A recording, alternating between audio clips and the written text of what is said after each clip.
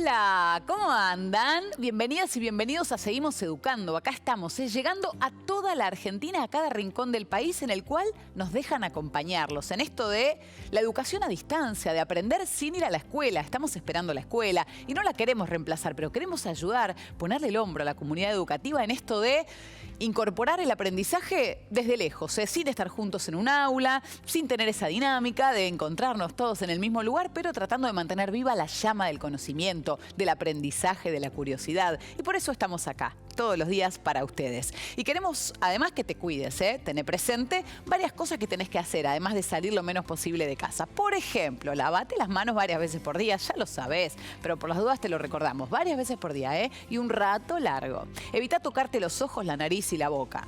No, hay que tratar de no hacerlo más. Si vas a toser o estornudar, hacelo acá, en el pliegue interior del codo, este nombre que aprendimos en esta cuarentena, de esta parte del cuerpo. Ventila los ambientes, abrí las ventanas, que circule el aire, así respirás un aire más puro y más limpio. Desinfecta los objetos que usás con frecuencia. Vos sabés, lo que tenés todo el tiempo en la mano. Ando mucho con el teléfono, la computadora, los lentes, el joystick. Bueno, mantenelo desinfectado. Si tenés fiebre, tos o dificultad para respirar, llama desde la ciudad de Buenos Aires al 107. En el Gran Buenos Aires al 148 y a nivel nacional al 0800-222-1002. Hoy tenemos unas clases hermosas. Enseguida arrancamos, pero más consejitos para cuidarnos. ¿Cómo prevenir virus respiratorios, incluyendo el coronavirus?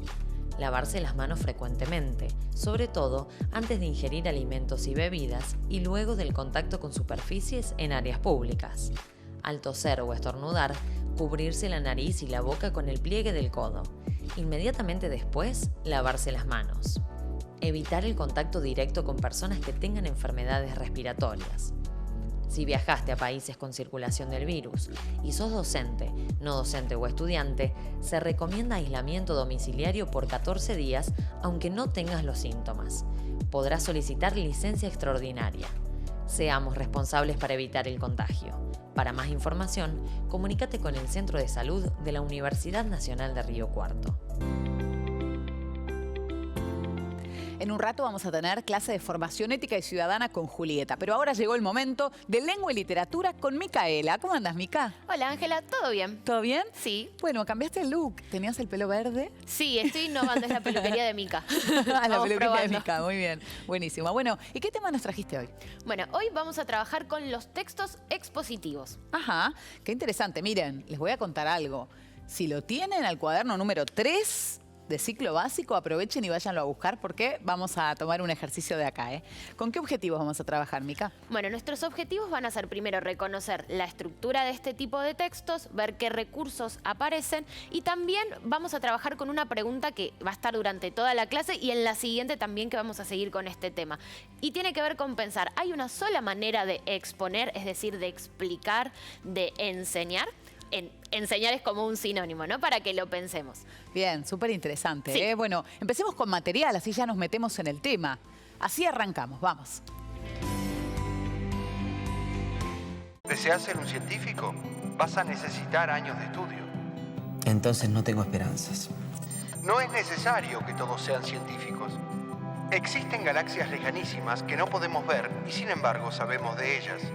Sabemos que los dinosaurios existieron, pero no los vimos. Sabemos cómo es la superficie de la Luna, pero no estuvimos allí. Lo sabemos gracias a la divulgación científica. La divulgación. A través de la divulgación científica se puede tener información acerca de los avances de la ciencia.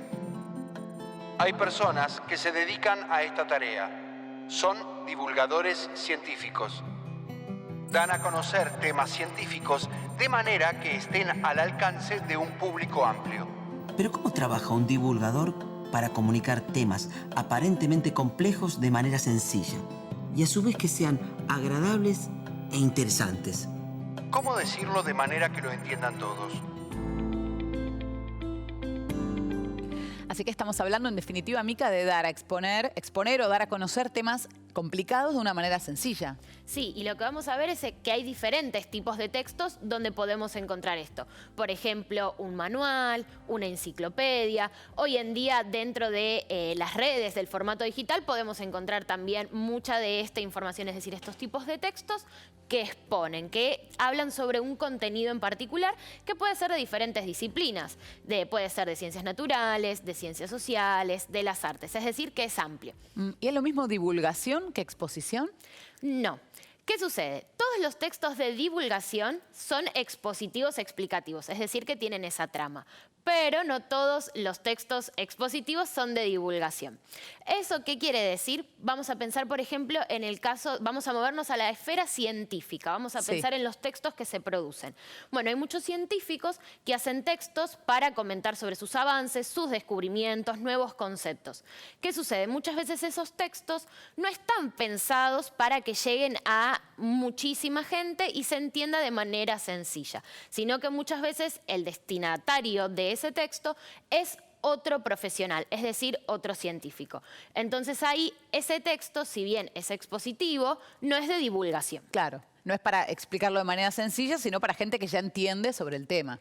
Exactamente. Es por eso importante remarcar esta diferencia, porque, por ejemplo, los papers son estos textos expositivos de los científicos, pero que no son de divulgación, ¿sí? La función de la divulgación, el rol del divulgador, tiene que ver con hacer ese conocimiento más duro de manera accesible. Bien, excelente. En un rato vamos a hacer una actividad para tratar de responder a esta pregunta de si hay una sola forma de exponer.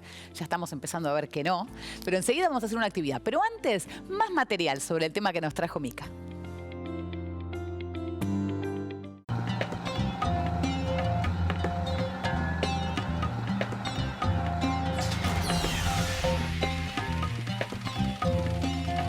Qué interesante esto de la divulgación.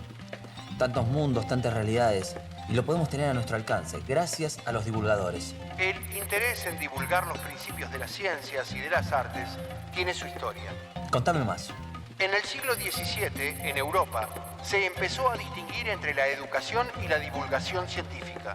Con el surgimiento y desarrollo de la imprenta, surgieron nuevas posibilidades de divulgación.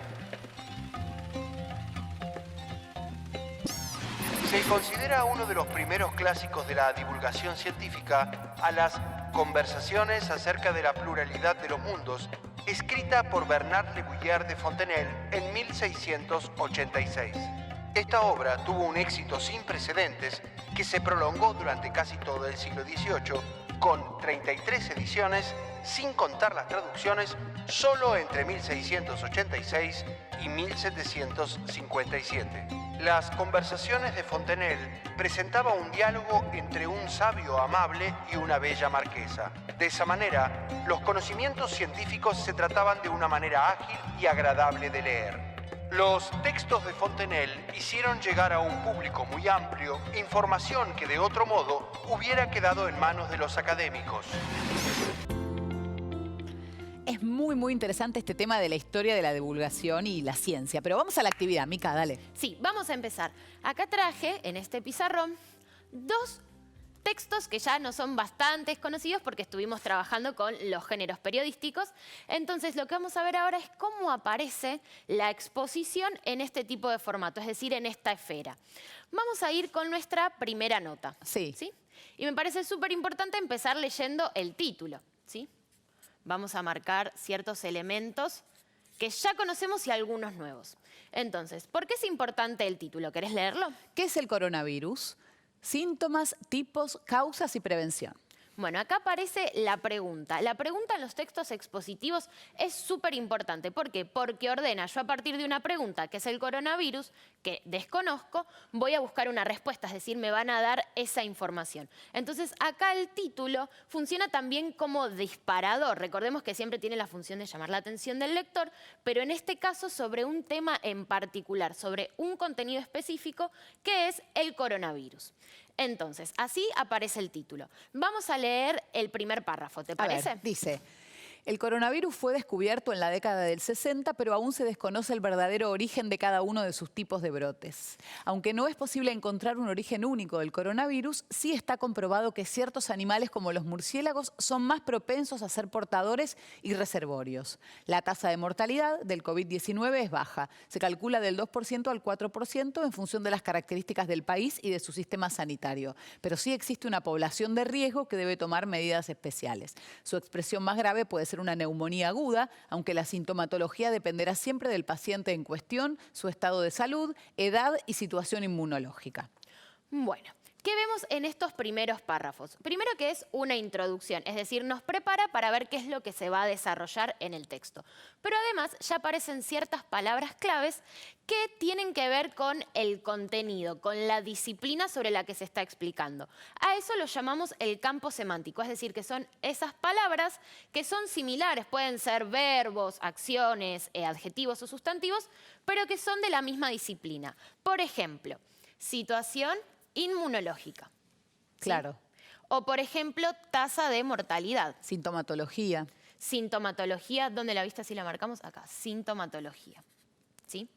También vamos a ver cómo aparecen los datos duros. Es importante esto en los textos expositivos. Por ejemplo, las definiciones, los conceptos, los porcentajes. Claro. ¿Sí? Todo esto es lo que nos va a ayudar a desarrollar la información. Si querés, podemos leer este otro apartado que es también interesante. Porque hay varias preguntas más, ¿no? Acá Sí. hay otra pregunta. ¿Qué es el coronavirus? El coronavirus es una familia viral compuesta por diferentes tipos de brotes epidémicos que provocan distintas enfermedades. Todas ellas están vinculadas a síndromes respiratorios en escalas de gravedad variadas. En cuanto a su estacionalidad, el virus se puede propagar en cualquier momento del año, pero es más frecuente en el invierno y en el otoño. Su nombre se debe a la forma que presenta el virus, similar a la de una corona. Tanto personas como animales pueden portarlo y se contagia por vías respiratorias, en las gotas de saliva que se emiten al hablar, reír o estornudar. Buenísimo. Como vos dijiste entonces, aparecen otras preguntas, ¿no? ¿Qué es el coronavirus? ¿Cómo prevenirse del coronavirus? Que lo que están haciendo es organizar la información en el texto, ¿sí? Para que sea más fácil también la lectura. Y acá aparece un elemento súper importante que es la definición. Es un recurso que en los textos expositivos siempre tiene que estar, porque responde a una pregunta. ¿Qué es el coronavirus? El coronavirus es una familia viral. ¿Sí? Entonces, la definición también es un elemento súper importante.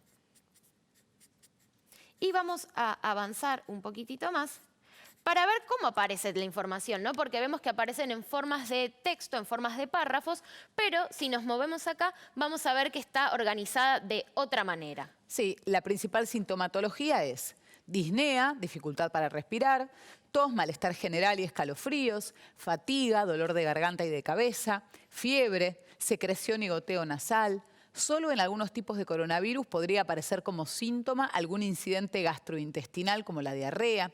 Los cuadros de gripe que se extienden hacia una neumonía severa son el síntoma más usual del coronavirus. Y sigue diciendo síntomas, ¿no? Sí, entonces, ¿qué hace acá? Con la información, en vez de construirla en un párrafo, la hace en una forma de lista, es decir, que se enumera, se separa, se jerarquiza, para que veamos que no solamente en los textos expositivos nos vamos a encontrar con definiciones y con párrafos, sino que la información aparece de otras maneras.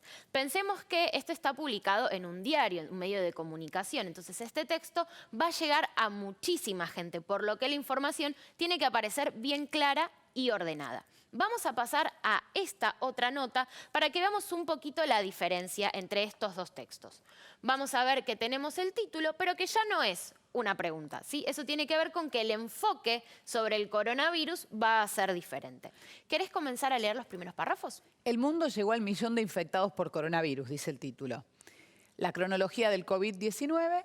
Tras el primer contagio en el mercado de Wuhan en diciembre, el nuevo virus se las ingenió para superar las fronteras y afectar a gran parte del mundo. Los países más afectados actualmente son Estados Unidos con 234.000 casos, Italia con casi 120.000 y España con 110.000 personas afectadas. Vamos a contar que es del 3 de abril, que es importante porque ya se superaron esos números, ¿no? Sí. A un mes del primer caso de coronavirus en Argentina, en el mundo ya son 1.000.000 los contagiados, con más de 50.000 fallecidos desde que se conoció la existencia de la enfermedad. El primer infectado fue un hombre de 55 años que vivía en Wuhan, una de las principales ciudades de China, que se contagió en noviembre del 2019 en un mercado al aire libre que comercializaba carnes y animales vivos. La existencia de una nueva cepa del coronavirus fue informada el 31 de diciembre por el gobierno chino y desde entonces empezó a llevar a cabo medidas sanitarias de prevención del contagio del virus. Al tomar dimensión global, los gobiernos de cada país tuvieron que disponer de diferentes medidas para abordar la pandemia. Los países más afectados son Estados Unidos con 234.000 casos, Italia con casi 120.000 y España con 110.000 personas afectadas. Bueno, ¿qué sucedió acá? Si bien el coronavirus es el tema en ambas notas, como vos leíste acá al principio, nos dice la cronología del COVID. Es decir, que si bien hay un tema concreto de una disciplina científica, biológica, que es el coronavirus, se están contando de maneras diferentes. Acá aparece la estructura más conocida para nosotras, que es la de la noticia, que es este texto informativo y a su vez narrativo. Y veamos cómo es importante cada fecha, ¿no? Esto cronológico, es decir que a diferencia de esta, donde aparecían listados los síntomas o las definiciones, hace su foco en las fechas, en lo cronológico, en el avance. Pero ojo, porque a la noticia la acompaña con una imagen en la que sí aparece todo el contenido duro, ¿sí? Claro. Que tiene que ver con la infección del coronavirus, cómo se forma la célula. Se dice infección de la célula y, por ejemplo, absorción, replicación, ensamblaje, liberación. Te explica todo el funcionamiento del coronavirus dentro del cuerpo, incubación, todo el periodo de contagio, síntomas, con unas estadísticas. Mirá, Sí. El 80% tendrá síntomas leves, el 14% severos. Te muestra un mapita del cuerpo, del sistema respiratorio, qué partes afecta. Persistencia, dónde puede sobrevivir, en la tela, en el cartón, en el metal, en el plástico. Es como la parte de la infografía, que se llama esto. Infografía es como un dibujo, pero con mucha información. Exacto. Un elemento clave para pensar en estos tipos de textos, los expositivos, como otro tipo de recurso. Es decir, para que no solamente nos quedemos con textos y palabras, sino que también veamos cómo las imágenes, cómo la infografía nos va a ayudar. Y también veamos que a estas dos notas las acompañaban imágenes, ¿no? Recordemos los paratextos de los textos periodísticos y lo importante que son también, ¿no? Para hacer visible, ¿no? Como para dar ese contenido a través de las imágenes. Entonces, vamos a ver que tenemos este texto expositivo con una estructura un poco más tradicional, donde los párrafos no son tan extensos, aparecen las definiciones, vemos que los datos aparecen en listas, ordenada, es más concisa. Y si vamos a esta nota, que es un poco más narrativizada, la explicación, vamos a ver que cambia. Los párrafos ya son más extensos, tenemos muchísimos más detalles, ¿no? Nos daban números de diferentes países en Estados Unidos, Sí. y en China. ¿Quién fue el primer contagiado? ¿Qué fecha se contagió? Está reconstruyendo como la historia, ¿no? La cronología, eso mismo que nos dice acá en la volanta. Entonces, aparecen así dos maneras de exponer. Viste que nos habíamos hecho esta pregunta. Bueno, ¿hay una Sí. manera de exponer? ¿Cómo exponemos? Bueno, podemos ver que tenemos un texto más tradicional, más conciso, con la información más concreta, y otra manera puede ser más narrativizada, que vamos a ver que esta manera de los textos expositivos, la escuela es en la disciplina de historia o de geografía. Los textos expositivos están pensados de una manera más narrativizada. Mirá qué interesante. Bueno, vamos a seguir estudiando este tema, pero ¿qué les parece si vemos un poco más de material sobre la historia de la divulgación científica? Vamos. Mientras viajamos, ¿sigo con la historia de la divulgación científica? ¿Qué ocurrió después de Fontenelle? Otros de los divulgadores del siglo XVIII fueron la marquesa Émile de Châtelet y Voltaire, su amante y amigo. Juntos organizaron un laboratorio de física y repitieron las experiencias de óptica de Newton. Publicaron una de las contribuciones más importantes a la difusión del newtonianismo, elementos de la filosofía de Newton. A la muerte de la marquesa, Voltaire escribió: "El universo ha perdido a la sublime Émile. Amó los placeres, las artes, la verdad.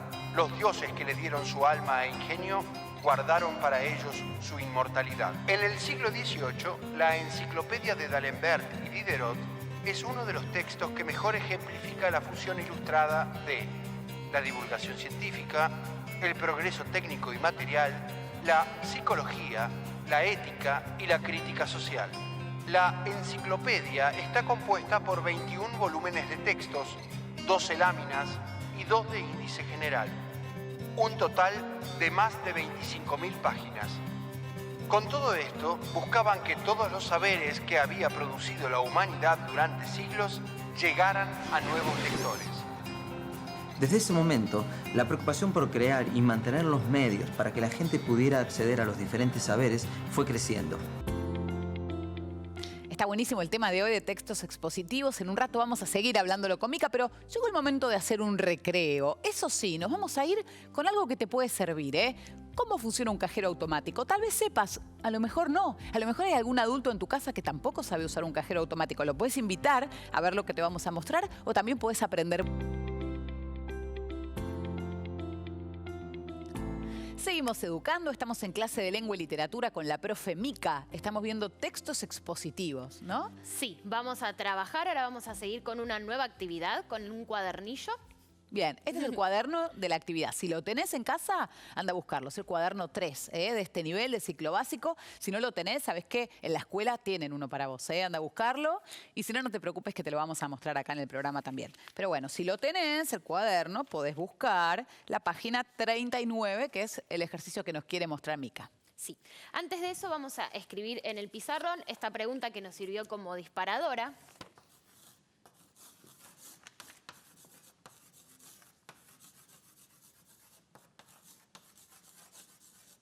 ¿Hay una sola manera de exponer? Eso es lo que estamos trabajando hoy. Claro, porque estamos viendo textos expositivos, entonces queremos ver de qué manera podemos exponer ideas, enseñar, divulgar algo que se conoce poco. Sí, como dijimos, cada libro, cada texto expositivo, dependiendo la esfera en la que circule, va a tener sus propias características, ¿no? Hace un ratito habíamos puesto el ejemplo de los textos científicos, los papers, que son textos expositivos. Vimos también en las noticias cómo pueden aparecer estos textos de divulgación y ahora nos vamos a ir a la esfera escolar para ver qué textos expositivos nos encontramos acá, dónde aparecen, cómo nos enseñan y cómo nos acercan el conocimiento. Perfecto, así que vamos a hacer un análisis de un texto escolar. Sí. ¿No?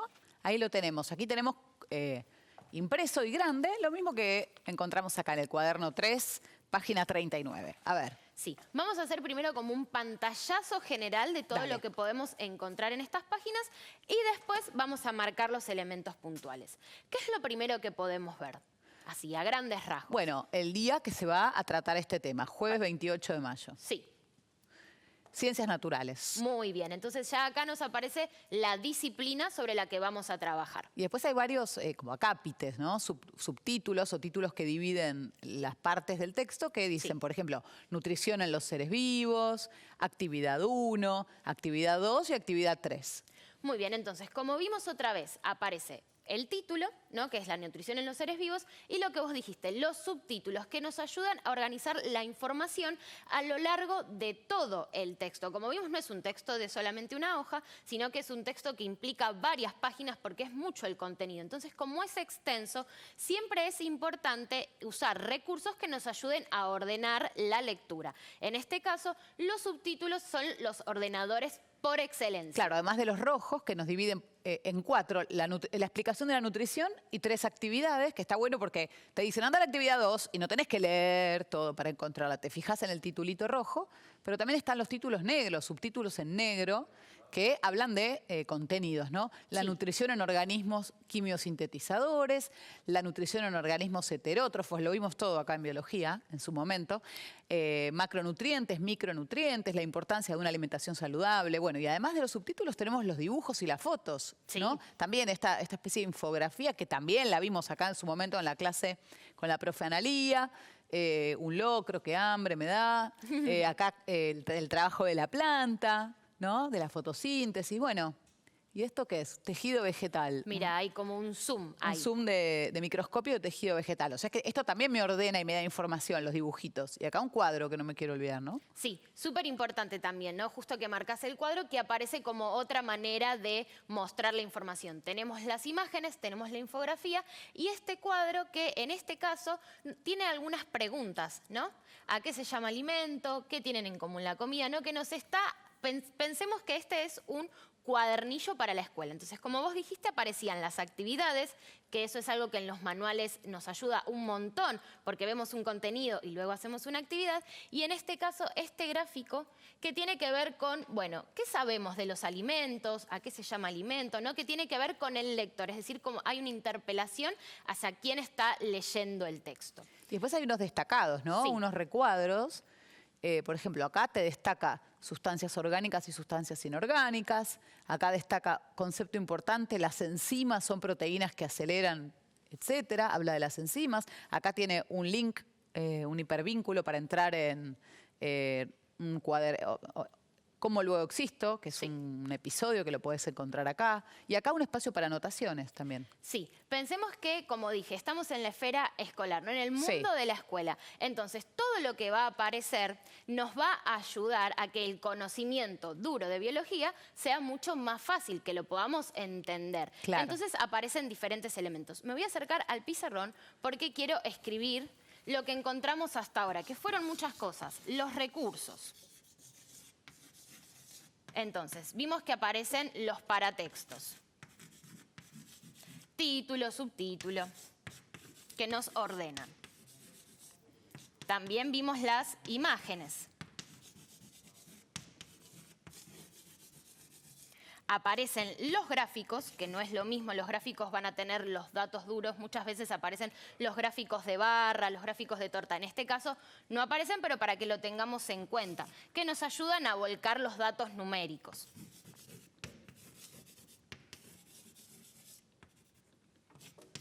Y en este caso, las actividades, que me parece algo súper importante para pensar en los manuales escolares, cómo son los textos expositivos en la escuela. Claro, es cierto, incluyen actividades. Jejeje. Hablar y escribir es difícil. Muy bien, entonces esto es lo que podemos decir de los recursos, pero hay más cosas para trabajar dentro de los textos expositivos. En realidad dijimos que el texto expositivo lo que hace es hacer un contenido duro, un contenido muy específico, lo explica, pero además de explicarlo hace otras cosas, ¿no? Porque también da definiciones.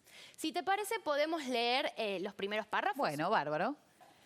También hay palabras en negrita, ¿no? Que también es importante, que están destacadas. Sí. Nutrición a los seres vivos. Antes de comenzar, les pedimos que intenten responder algunas de las siguientes preguntas. ¿Qué funciones cumplen los nutrientes en los organismos vivos? ¿Todos los seres vivos utilizamos los mismos nutrientes? Retomaremos del cuaderno 2 otra de las características necesarias para que ocurran los procesos de nutrición que comparten los seres vivos, el metabolismo celular. Los seres vivos se automantienen con nutrientes de su entorno. Los nutrientes son degradados y así consiguen energía química y componentes para la construcción y mantenimiento del organismo vivo.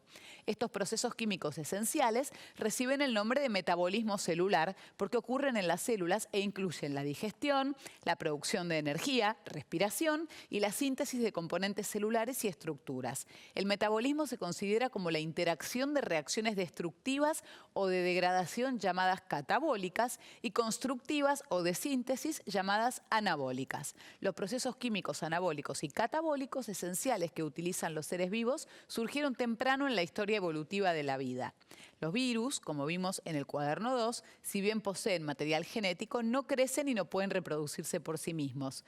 Para generar copias, necesitan parasitar a una célula y utilizar los procesos metabólicos de esta. Y dice, antes de continuar, veamos qué son las sustancias orgánicas e inorgánicas, y allí el primer cuadrito. Sí.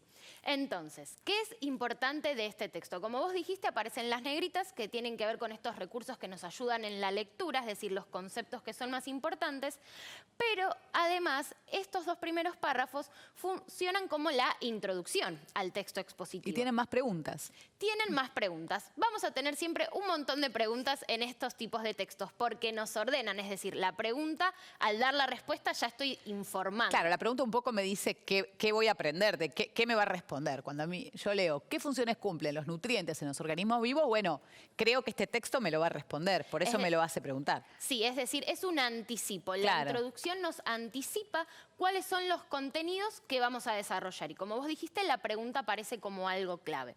Entonces, voy a volver al pizarrón. Vamos. Porque vamos a marcar entonces la estructura que aparece de estos tipos de textos.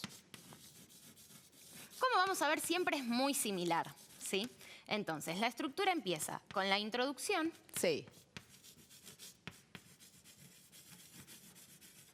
Y luego vamos a ver lo que es el cuerpo del texto, ¿sí? El desarrollo. Cuando decíamos el cuerpo de la noticia, bueno, muy parecido, pero es el cuerpo del texto. Es decir, donde se desarrolla toda la información, diferentes párrafos, donde ya aparecen las imágenes, las infografías, donde aparecen los cuadros. Y me gustaría que leamos la parte final, ¿sí? Acá. Sí. ¿Desde actividad 3? Desde acá. Prevención. Prevención de la transmisión de enfermedades alimentarias, ETA. Las ETA constituyen un importante problema de salud a nivel mundial. Son provocadas por el consumo de agua o alimentos contaminados con microorganismos o parásitos, o bien por las sustancias tóxicas que estos producen. La preparación y manipulación de los alimentos son factores claves en el desarrollo de estas enfermedades. Por eso, la actitud de las y los consumidores resulta muy importante para prevenirlas. Las recomendaciones de la Organización Mundial de la Salud para prevenir las ETA son: 1. Mantener la limpieza de los utensilios de cocina. 2. Separar los alimentos crudos de los cocinados. Utilizar tablas y utensilios de cocina diferentes. 3. Cocinar completamente los alimentos. 4. Conservar los alimentos a bajas temperaturas. Y 5. Usar agua y materias primas seguras de las que conozcas su procedencia. Perfecto. ¿Por qué quería que lo leas? Porque vuelve a aparecer otra manera de la enumeración, ¿sí? Es decir, ¿cómo ponemos la información? Esta es una lista de los pasos que tenemos que seguir, las sugerencias, los cuidados que tenemos que tener, pero aparece otra manera, otra vez, de cómo mostrar la información. Que vimos acá puede ser con los números, pero muchas veces también podemos utilizarlo con los puntos, con los asteriscos. Acá están los puntitos también. A ver si se ve. Hay unos puntitos rojos también, que son consejos para mantener una vida saludable. Son enumeraciones que podrían ir en un párrafo todo mezclado, pero se entendería menos. Claro. Se entiende más así si te lo separan con puntitos. Sí, esto me parece importante marcarlo para que los chicos y las chicas, cuando tengan que hacer textos expositivos para las clases, tengan en cuenta todos los elementos que aparecen que nos pueden ayudar a organizar la información. Tengo una pregunta, profe. Sí. Las actividades, actividad 1, actividad 2, actividad 3, ¿no es también parte de la estructura? Sí, obvio, forma parte. Acá estamos viendo al texto como un todo. Nosotras lo separamos, pero forma parte porque, como dije, en los manuales, en los textos escolares, las actividades nos ayudan muchas veces a comprobar si el contenido que se desarrolló lo entendimos, si lo pudimos trabajar bien, y nos ayuda también a pensar el contenido desde otro lado, es decir, desde resolver una actividad, desde un desafío para nosotros que hace que el contenido lo podamos apropiar de otra manera. Entonces es súper importante pensar eso. Quizás estas actividades en un paper científico no aparecen, pero sí aparecen en un manual escolar. Claro. Para que veamos que, dependiendo la esfera en la que estamos, el texto expositivo va a tener sus propias características, porque además recordemos algo muy importante que no lo puse acá, que es el receptor de estos textos. ¿Quién lo va a recibir? El destinatario.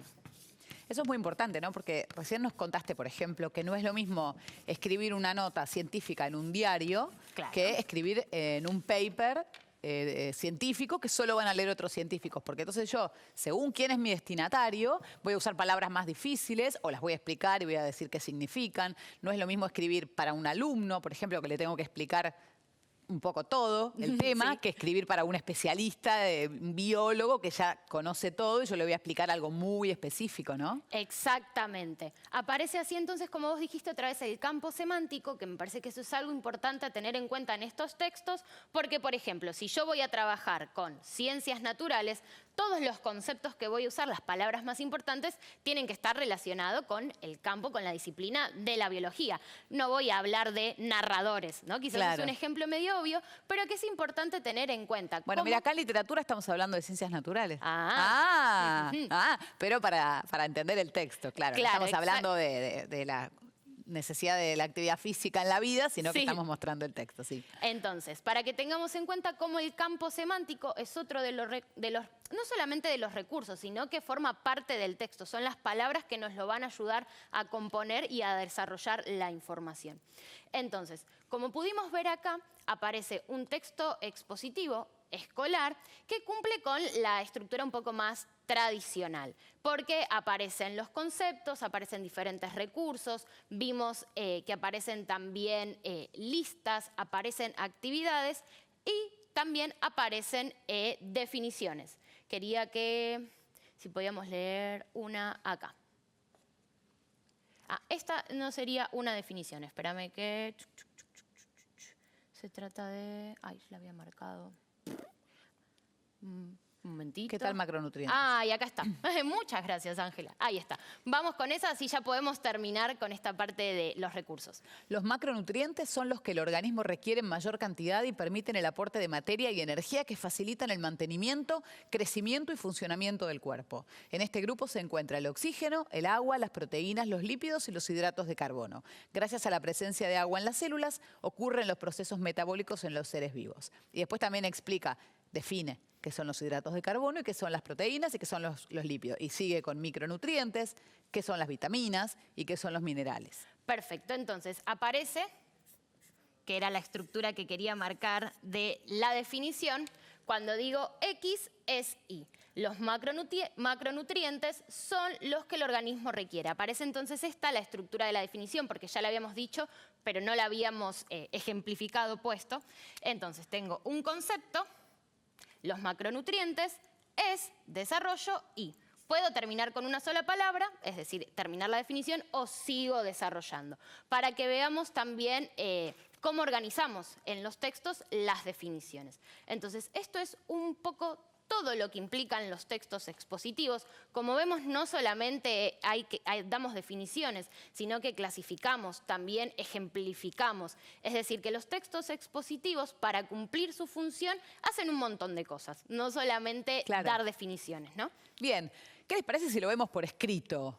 Hablando de recursos, los escribimos para entenderlo bien y para fijarlo. Los textos explicativos tienen como finalidad dar a conocer información que asumen como desconocida para el lector. Para ello utilizan recursos que permiten dar claridad y hacer más accesibles los datos, conceptos y teorías. Ejemplos, comparaciones, definiciones, imágenes, tablas, gráficos. Bien, buenísimo. Vamos a ver material sobre esto, recursos que son herramientas, ¿no? Sí. Ayudas, formas, maneras de poder escribir nuestro texto. A ver. Explicaciones causales en los textos de estudio. Las definiciones son proposiciones que se limitan a exponer con claridad y exactitud los caracteres genéricos y diferenciales de algo material o inmaterial.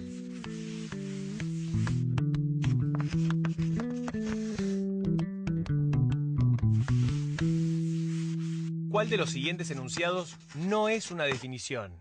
A. Democracia. Doctrina política favorable a la intervención del pueblo en el gobierno. B. Estado. El Estado moderno fue creado con la Revolución Industrial, pero la dinámica de la sociedad ha cambiado mucho desde el siglo XIX. C. Gobierno. Conjunto de los ministros de un Estado. Respuesta correcta. B. Estado. El Estado moderno fue creado con la Revolución Industrial, pero la dinámica de la sociedad ha cambiado mucho desde el siglo XIX. Esta es la respuesta correcta porque es una ampliación de un concepto. La reformulación es un proceso de reinterpretación textual en que un locutor determinado retoma algún elemento o fragmento discursivo anterior para presentarlo de otro modo. La reformulación garantiza la cohesión textual y facilita la progresión discursiva porque permite avanzar en la comprensión del contenido y de la intención del texto.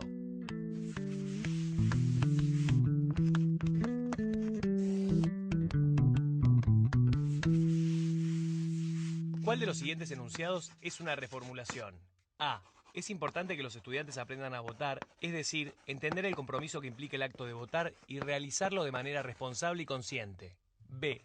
Existen muchas formas de votar, eligiendo a los candidatos por sus propuestas, eligiéndolos por lo que dicen los medios, eligiendo al más popular. C. El voto es una condición necesaria, aunque no suficiente para que un sistema político sea democrático. Respuesta correcta. A. Es importante que los estudiantes aprendan a votar, es decir, entender el compromiso que implica el acto de votar y realizarlo de manera responsable y consciente. Esta es la respuesta correcta, porque es una reinterpretación textual en la que el locutor retoma un fragmento discursivo anterior para presentarlo de otro modo.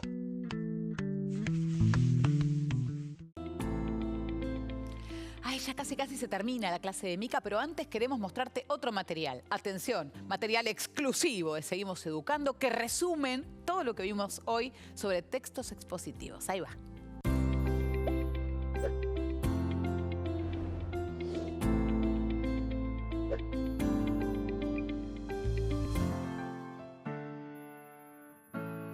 Características de los textos explicativos. La humanidad está atravesada por distintas preguntas. Por ejemplo, ¿cuándo surgió la luna? ¿Cómo funciona un teléfono? ¿Qué fue la Revolución Francesa? ¿Por qué los peces viven en el agua? Las respuestas a estos interrogantes pueden dar lugar a textos explicativos que desarrollen el tema en cuestión. Son textos que empiezan en una inquietud: conocer las causas de algún evento, cómo funciona determinado organismo, qué efectos produce cierto proceso, y tienen como objetivo hacer más claro el mundo en el que vivimos. En ellos, muchas veces, la pregunta no aparece formulada, pero mediante la descripción y otras estrategias explicativas, sumadas a una estructura que finaliza con una conclusión, intentan dar la respuesta buscada.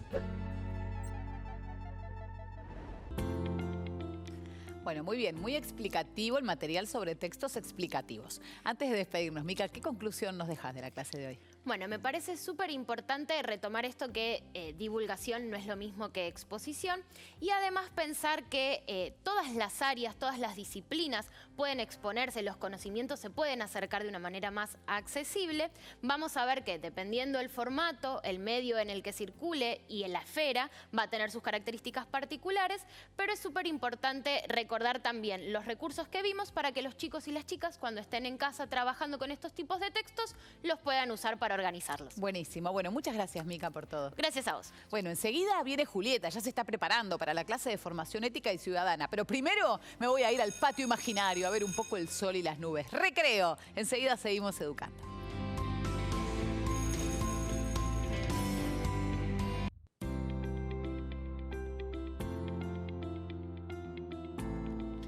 Volvé del recreo que empieza la clase, dale. Formación ética y ciudadana con Julieta. ¿Cómo estás, Juli? Bien, ¿y vos? Bien, muy bien. Me alegro. Bueno, ¿qué tema nos trajiste hoy? Bueno, hoy vamos a abarcar y a cambiar un poquito de tema. Vamos a trabajar específicamente sobre los estereotipos, pero estereotipos de género. Vamos a trabajar sobre cómo estos estereotipos inciden en el ámbito mediático, en los medios de comunicación, la violencia mediática, la llamada violencia mediática. Vamos a ver de qué se trata. Obviamente venimos trabajando con la cuestión de la construcción de la identidad o de las identidades y me parece interesante en algún punto pensar cómo todo esto va incidiendo en la construcción de lo que somos nosotros, nosotras y cómo influye las instituciones, los medios de comunicación a la hora de construirnos como seres humanos o como sujetos humanos. Sí. Obviamente haciendo un análisis crítico, teniendo un ojo crítico respecto a estas representaciones que aparecen, por lo menos en los medios de comunicación. Sí, es muy importante para quienes trabajamos en medios de comunicación, quienes comunicamos masivamente, tener claros estos temas, así que está buenísimo. Bueno, ¿por dónde empezamos? Bueno, si te parece, leo algunos de los objetivos principales de la clase. El primero es empezar a diferenciar unas nociones que en general se confunden, que es la noción de sexo y de género. Bien, sexo y género, sexo cosas distintas. Exactamente. El segundo objetivo tiene que ver con tomar justamente las representaciones hegemónicas en los medios de comunicación y buscar desnaturalizarlas, es decir, correrlas de lo que es, digamos, siempre se consideran como naturales, como si fuesen algo que no fue construido socialmente. Bueno, obviamente observar los estereotipos de género que aparecen en los medios de comunicación y hacer una reflexión respecto a esto que yo te decía, de la violencia mediática y entender que la palabra violencia no solamente tiene que ver con el ejercicio de una violencia visible, sino que existen tipos de violencia, y vamos a trabajar mucho sobre esto, que son invisibles, difíciles de detectar y que un poco en este programa yo, y me gustaría invitarlos e invitarlas a aprender a tener un ojo un poco más crítico respecto a estas cosas invisibles que obviamente nos afectan en la construcción de nuestras identidades. Bien, está buenísimo. La violencia no es siempre una piña, hay otras formas de violencia. Bueno, ¿cuál es la diferencia entre sexo y género? Bueno, vamos a empezar con esta diferenciación que es fundamental. el concepto o la noción de sexo se refiere a nuestros atributos biológicos, es decir, básicamente a la genitalidad. Y tiene que ver, está asociada justamente, ahí veo, estoy mirando para allá porque veo un cuerpo humano, Sí. tiene que ver con esta construcción humana, ¿sí? Que se supone que no tendría incidencia de la sociedad. Todos los seres humanos tenemos genitalidad, ¿no? Y nacemos naturalmente Claro, con esa nacés genitalidad. y el doctor dice, ¿es nena o es nene? Bien. Por otro lado, existe la noción de género que fue creada por, digamos, fue tomada por distintas oleadas del feminismo, profundizada un poco en los años 60 y que tiene que ver con todas las construcciones sociales, los roles, las funciones, los atributos, las representaciones que existen en torno a ese ser mujer o ser varón. Justamente estas dos concepciones suelen confundirse, ¿sí? Suele atribuirse a cierta genitalidad algunas construcciones sociales, ¿no? Entonces, hay cierta genitalidad que se le asocia con ciertas cuestiones y cierta genitalidad que se le asocia con otras. Y para eso, antes de adelantar un poco, te voy a invitar a jugar o a participar de una actividad, ¿te parece? Bueno, pero primero vamos a verlo por escrito esto. Bueno, y después dale. nos metemos en la actividad. Porque tenemos placa, para que quede bien claro, lo que nos explicó recién Julieta, que es que sexo refiere a los atributos biológicos de las personas, es decir, a una dimensión relacionada estrictamente con lo genital.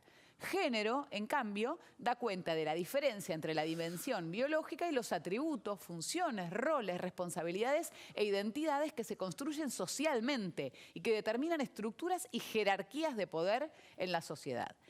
Esto me parece que es lo que tiene que ver con la actividad que vamos a hacer, ¿no? Exactamente. Y retomo un poquito, ya que leíste la placa, el tema de las estructuras y jerarquías de poder. ¿Por qué, los estereotipos de género o en realidad las construcciones de género ofician como, funcionan con estructuras y jerarquías de poder? Justamente porque hay un género que en nuestra sociedad es más valorado que otro, Claro. ¿sí? Que es el género masculino. Sí. Y en ese sentido nos va poniendo, nos va ubicando en lugares de mayor importancia o menor importancia en relación a este género y obviamente, como dije antes, a este género vinculado con cierta genitalidad, con esta noción de sexo. Pero vamos de a poco porque es complejo. Vamos de a poco. Arranquemos con la actividad. Fíjate Dale. que yo tengo anotado acá atrás, tengo dos carteles, mujeres y varones, hago una línea y lo que te voy a pedir es que tomes de la mesa algunas de las palabras que tenemos por acá. Tenemos Fíjate. unas palabras acá. Por ejemplo, dependencia. Dependencia. Y te voy a pedir que vos la intentes ubicar en este cuadro en relación a lo que socialmente suele atribuirse. La dependencia, socialmente, ¿se la suele atribuir a los varones o a las mujeres? Para Se vos? suele atribuir a las mujeres la dependencia, como que no puede vivir la mujer si no depende de un hombre económicamente. Bien, te doy otra palabra, Sí. que es el éxito. A ver qué pensás. Y el éxito se suele atribuir a los varones. Estamos diciendo lo que se atribuye, ¿no? Lo que se suele relacionar, se suele mostrar, por ejemplo, las publicidades, el varón exitoso, yendo a su trabajo. Exactamente. Estamos buscando ver qué es lo que se reproduce socialmente y obviamente no qué es lo que pensamos nosotras Claro. en nuestra individualidad. Estamos exagerando, mostrando lo que se suele atribuir. Por ejemplo, se suele atribuir las tareas de la casa a la mujer. ¿Y la sensibilidad? La sensibilidad se suele atribuir a la mujer, ¿no? Es como que el varón no puede llorar, el varón está para otra cosa.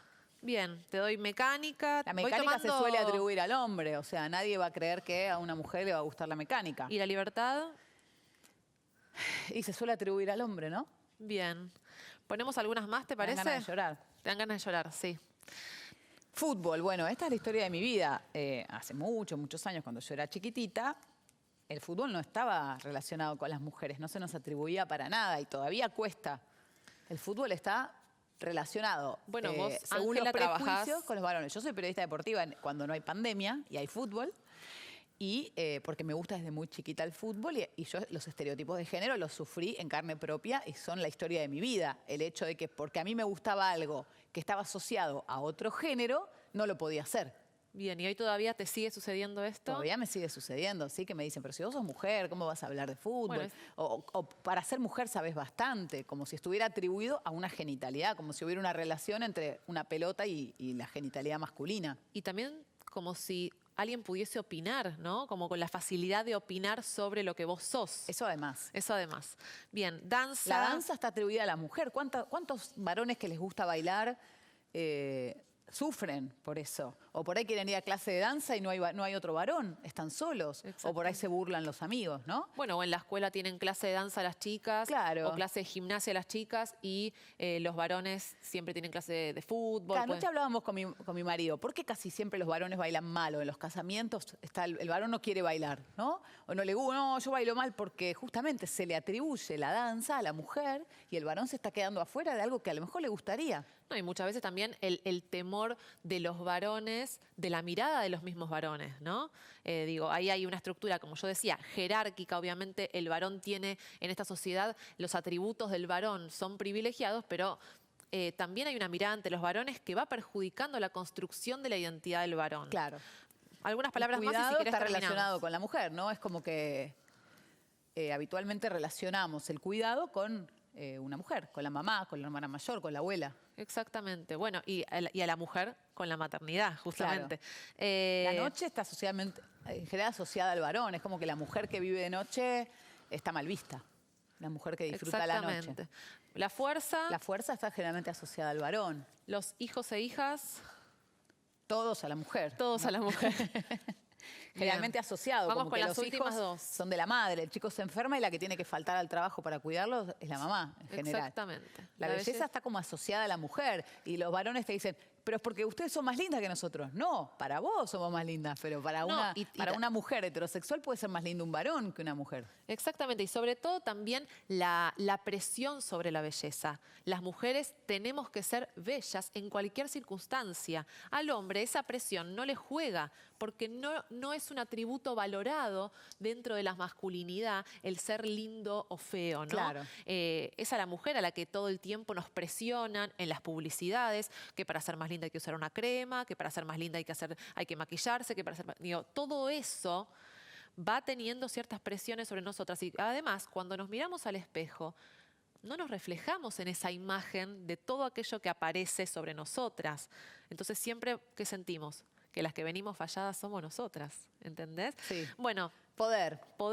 y Varones. ropa. Ropa Así como generalmente palabras- asociada a las mujeres, ¿viste? Como que, lo único que nos las importa es la publicidades de ropa. shopping son todas mujeres las que compran, ¿vieron? Bueno, hay un montón. Dinero generalmente asociado al hombre, justamente. La mujer es dependiente porque el dinero lo maneja el hombre. Estamos diciendo cómo los prejuicios, ¿no? Precisamente los estereotipos, no porque esté bien. El miedo, El sexo habitualmente, está bueno decirlo, asociado al hombre. Es como que el único que puede disfrutar del sexo es el hombre. perfecto. El disfrute podría ser una palabra, Sí. ¿no?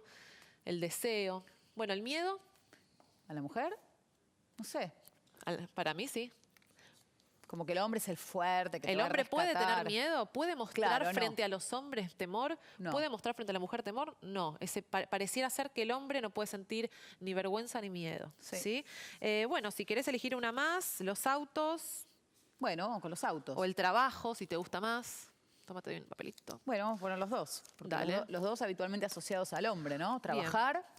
Sí, ahí tenemos habitualmente como... asociado al hombre. Es como que la mujer, bueno, puede trabajar o tal vez no, se queda con los chicos, pero el hombre siempre tiene que trabajar. Es interesante esto que decís porque muchas veces se arman binomios, ¿no? Claro. El hombre trabaja, la mujer cuida.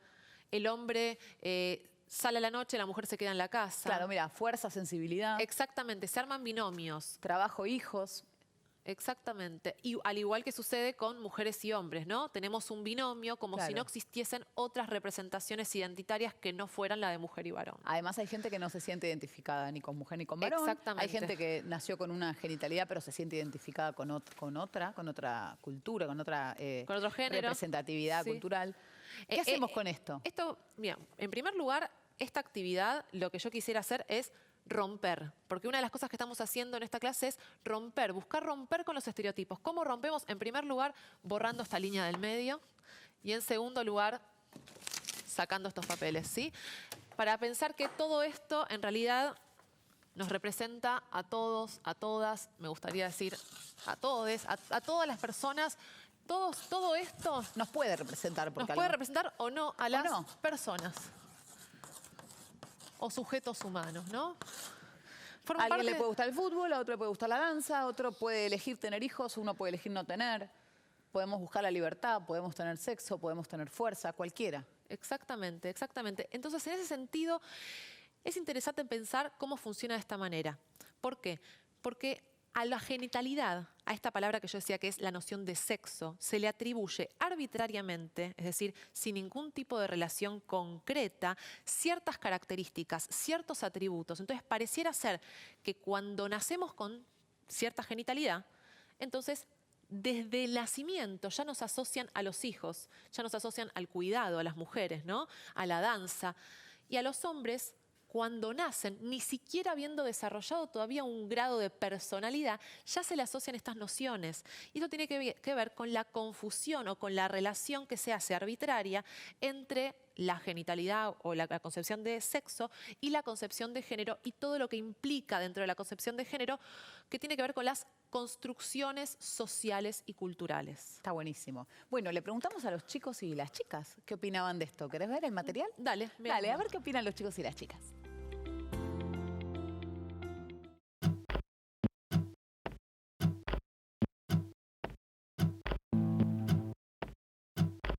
A una nena desde un principio ya la mandan a ordenar su cuarto o después a lavar los platos o a cocinar.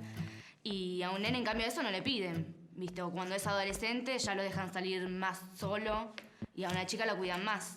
Para mí esto es porque las mujeres tienen que estar más preparadas para el día de mañana que los hombres porque corren más peligro, son más vulnerables que los hombres. No es un comentario machista, para nada. O por ejemplo, si un chico anda con muchas, es un ganador y la chica es una trola. ¿Cuántas veces escuchamos que los hombres no lloran? Que las mujeres son el sexo débil o que las muñecas son cosas de nena y el fútbol cosa de varones. En nuestra casa, en el barrio o en la escuela, se reproducen modelos que condicionan nuestra sexualidad. Estereotipos acerca de cómo debe ser un varón y cómo debe ser una mujer. Acerca de lo que pueden o deben hacer unos y de lo que pueden o deben hacer los otros. Cuando el hombre se inicia sexualmente, cuanto más joven mejor. Y encima le dicen, ¡bravo, hijito! Y cuando la mujer se inicia sexualmente por primera vez le dicen, ¿cómo pudiste? ¿Te cuidaste? ¿Con quién fue? Y la batalla una pregunta, si no es justo. Ni el hombre ni la mujer son incapaces de hacer las cosas que hace el otro. Como hombre o como mujer tenemos que tener igualdad de oportunidades, respetar al sexo opuesto, respetarnos entre nosotros y que no haya diferencia entre hombre o mujer. Los derechos son iguales para ambos sexos y tenemos que aprender a respetar.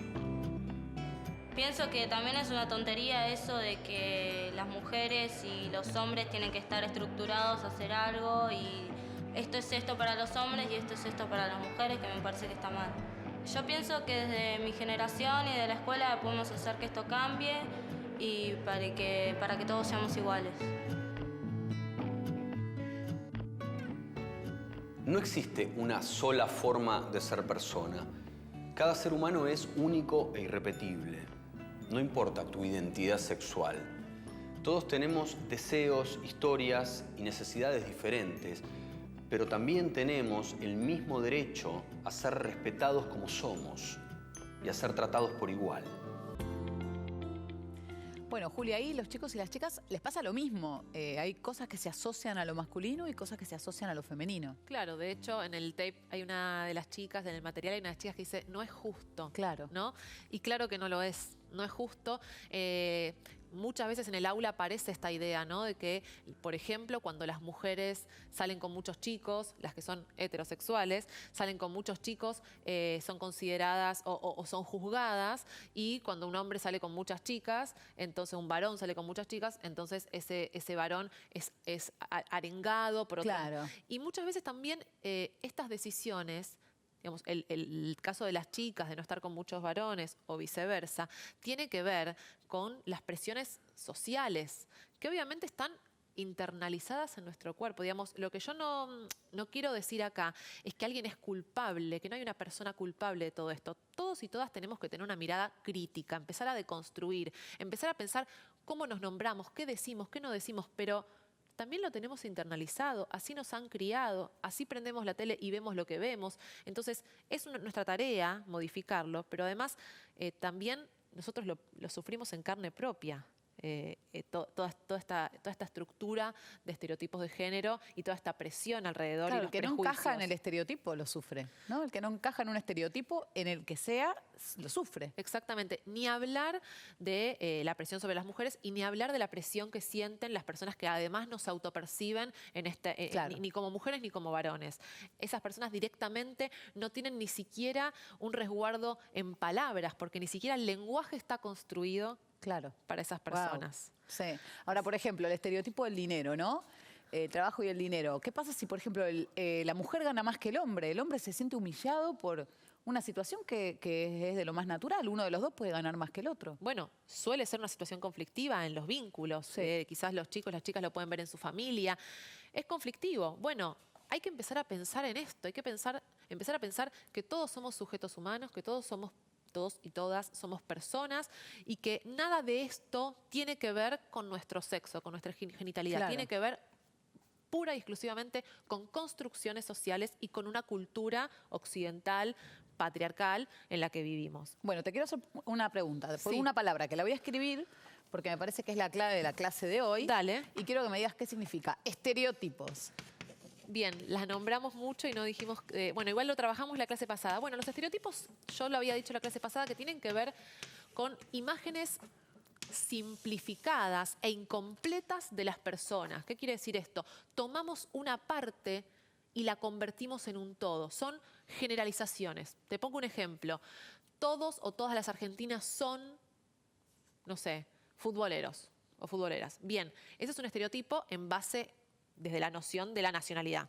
Todas las mujeres son, decime vos. Brujas. Brujas, bien, perfecto. Ese es un estereotipo en base a la noción de género. O sea, a todas les gusta la belleza, a todas les gustan las compras. Exactamente. Hay una publicidad de, ay, que tu mujer no agarre la tarjeta de crédito porque la va a reventar. Vamos a trabajar un poco con publicidades antiguas para que veas que toda esta construcción viene de años y años. Esto no es una novedad, no es que prendemos la tele y ahora sucede esto. Esto sucede hace mucho y por eso también se va trasladando de generación en generación.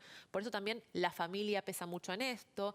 Esto después se traslada a la escuela, los medios de comunicación, ni hablar, porque además llegan a todos los hogares, ¿no?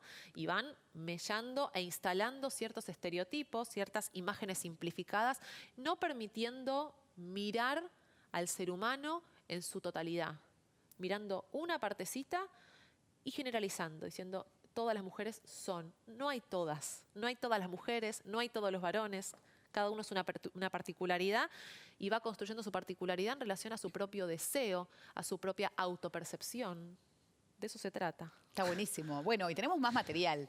En este caso, a través de Diego Golombek. Vamos a seguir estudiando y analizando estos estereotipos de género. A ver. Además de estas cuestiones de tipo biológicas, hay una enorme multiplicidad en cómo las distintas culturas y tiempos históricos perciben las maneras de ser mujeres y ser varones. Sin embargo, en la sociedad en que vivimos, ha predominado a lo largo de la historia un modelo o estereotipo de mujer y uno de varón.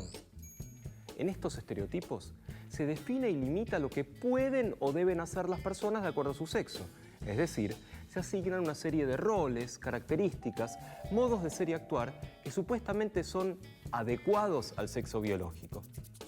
Hay que prestar atención porque estos modelos que cada sociedad construye de distinta manera pueden condicionar nuestra sexualidad al punto de impedirnos disfrutarla plenamente.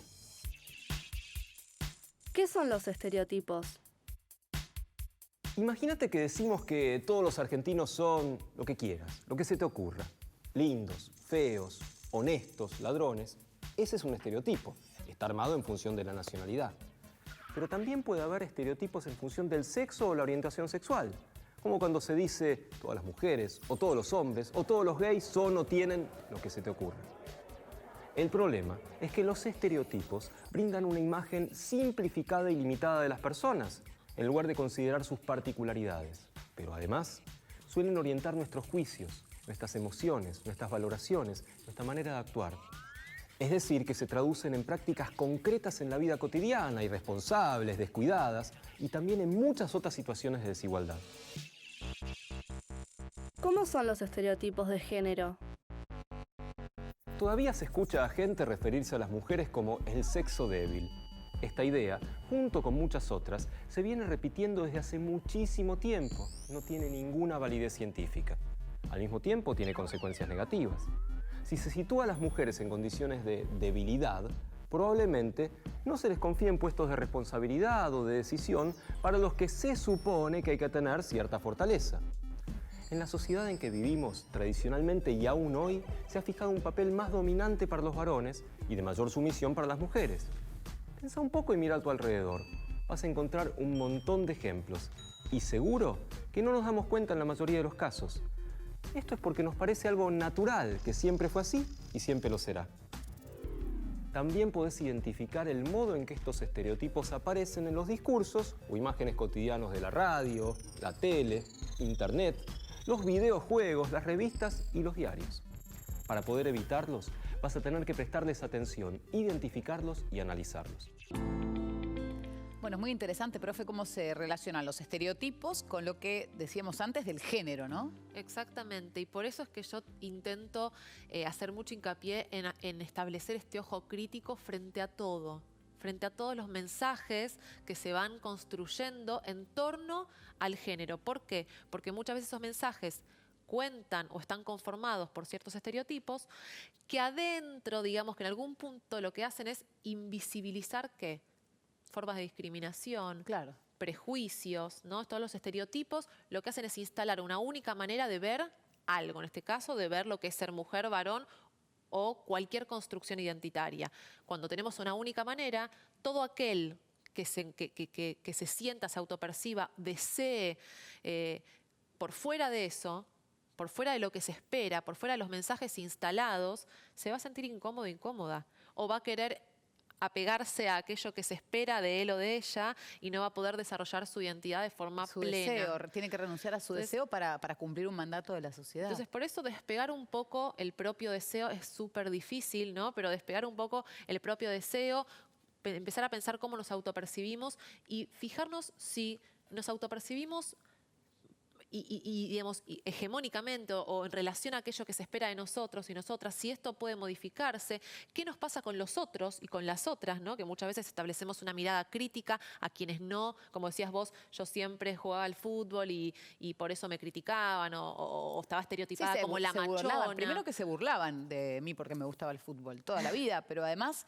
todo el tiempo te están desalentando. Cuando yo dije que quería ser periodista deportiva, que me dedico hace 25 años, o sea que mal no me fue, pero como si sos mujer, te desalientan. Y yo podría haber tomado el camino de decir, bueno, tienen razón, como soy mujer no lo puedo hacer y haberme dedicado a otra cosa y tendría una frustración enorme. Exactamente, y ahí tenés un montón de cosas, porque tenés la no representación de la mujer asociada al deporte o al fútbol, ¿no? Sí. Entonces ahí ya directamente vos prendés la televisión, mirás publicidades, nunca, hoy en día ya sí, digamos, sí, ¿no? Porque fue cambiando. Porque va cambiando, sí, justamente porque estamos estableciendo esta mirada crítica. Es importante que los chicos y las chicas sepan que no fue siempre así, que todo esto es un cambio que lo estamos haciendo nosotros y nosotras. Y después, además, esto se instala y se instala a través de los medios de comunicación, de las instituciones, pero además después tenemos a ese otro que tenemos cerca que también va instalando y reproduciendo esos estereotipos. Entonces, bueno, empezar a mirar al otro y a la otra sin tanto prejuicio, ¿sí? Entendiendo que eso que estamos entendiendo esa persona o que estamos viendo esa persona es un estereotipo. ¿Sí? Bien, perfecto. Entonces, estereotipos con los que está asociada la mujer, la sensibilidad, la maternidad, la debilidad, la casa, los hijos, los cuidados, la belleza. Por ser mujer, sí o sí tenemos que tener ganas de ser madres. Por ser mujer, tenemos que ser sensibles, tenemos que saber cocinar, ser buenas cuidadoras. Ser bellas, interesarnos por el maquillaje y la ropa. Exactamente. Todo eso va pesando mucho. Sí. ¿Sí? Y no solamente pesa sobre nosotras, porque si bien todo lo que venimos diciendo es que el varón tiene ciertos privilegios en la construcción patriarcal de la sociedad. Porque hay una jerarquía. Porque hay una jerarquía donde se valoran más las cualidades y las funciones y los roles masculinos por sobre los femeninos. Vamos a decir que el varón también sufre estos estereotipos, sí. También los tiene inculcados, también el varón no tiene la posibilidad de llorar en público. Tiene que ser fuerte, no puede mostrar debilidad ni sentimientos. Un varón no puede decir, la verdad, yo prefiero quedarme en casa cuidando a los chicos, a las chicas, a mis hijos, a mis hijas, y que vos salgas a laburar todo el día. Claro. Es muy difícil porque la mirada entre los varones es muy potente. no solamente de los medios de comunicación, de los varones, es muy juzgadora. Bueno, empezar a corrernos un poco Sí, de no eso. les da licencia por paternidad. Al que no le gusta jugar al fútbol también se burlan. Al que le gusta bailar o cocinar o hacer cosas asociadas a la mujer también se burlan de él. En el caso de la licencia es muy loco porque tiene que ver con las dos partes, ¿no? A la mujer le dan mucha licencia, o le dan no mucha, ¿no? Pero una licencia 3 más meses, larga. habitualmente. Y no necesariamente la mujer quiere quedarse todo ese tiempo. Quizás el varón quiere más. Entonces está como estereotipado que la mujer tiene que estar más tiempo y que el varón no. Pero además te digo, como ya mamá de 3, ya 3 licencias por maternidad, es como que la mujer al tomarse tanto tiempo queda rezagada en el trabajo y a la vez tiene más vínculo con el chico, entonces ya está, para toda la vida la mujer quedó con el vínculo más cercano con el niño y rezagada en su trabajo. Bueno, sobre eso la clase que viene vamos a abordar un poquito el tema de la brecha salarial y todo el acceso al trabajo vinculado a la mujer. Pero Sí, y al varón también lo perjudica, porque está obligado a traer plata, no puede relajarse y decir, bueno, gana dinero en este caso mi mujer, es un fracasado si no triunfa en el trabajo. Y hay muchos señores grandes, porque esto va cambiando, de 60, 70 años, que dicen, por ejemplo, yo nunca cambié un pañal de mis hijos, me lo perdí. Bueno, es qué bueno que los hombres hoy sí lo hacen. Es que a veces directamente se asocia en el hogar Claro. esa tarea de la mujer, el varón directamente no lo hace. Claro, entonces se aleja de los hijos. Imagínate, y creo que debe pasar en muchas familias, mujeres. Hoy en día, la mayoría de las mujeres, y también hace mucho tiempo habían obreras mujeres, ¿no? Las mujeres trabajan y después llegan a la casa y siguen trabajando, ¿no? Claro. El cuidado, la cocina, todo eso que está asignado a la mujer es un doble trabajo, Claro. ¿no? Entonces, bueno, empezar a pensar cómo distribuimos las tareas, empezar a pensar que si son jóvenes y varones y quizás están acostumbrados, porque tampoco, probablemente tampoco las madres pidan esto, ¿no? Bueno, que activen, ¿no? Que tomen un rol activo. Siempre decimos la ciudadanía activa. Bueno, si queremos modificar esto, algo tenemos que hacer.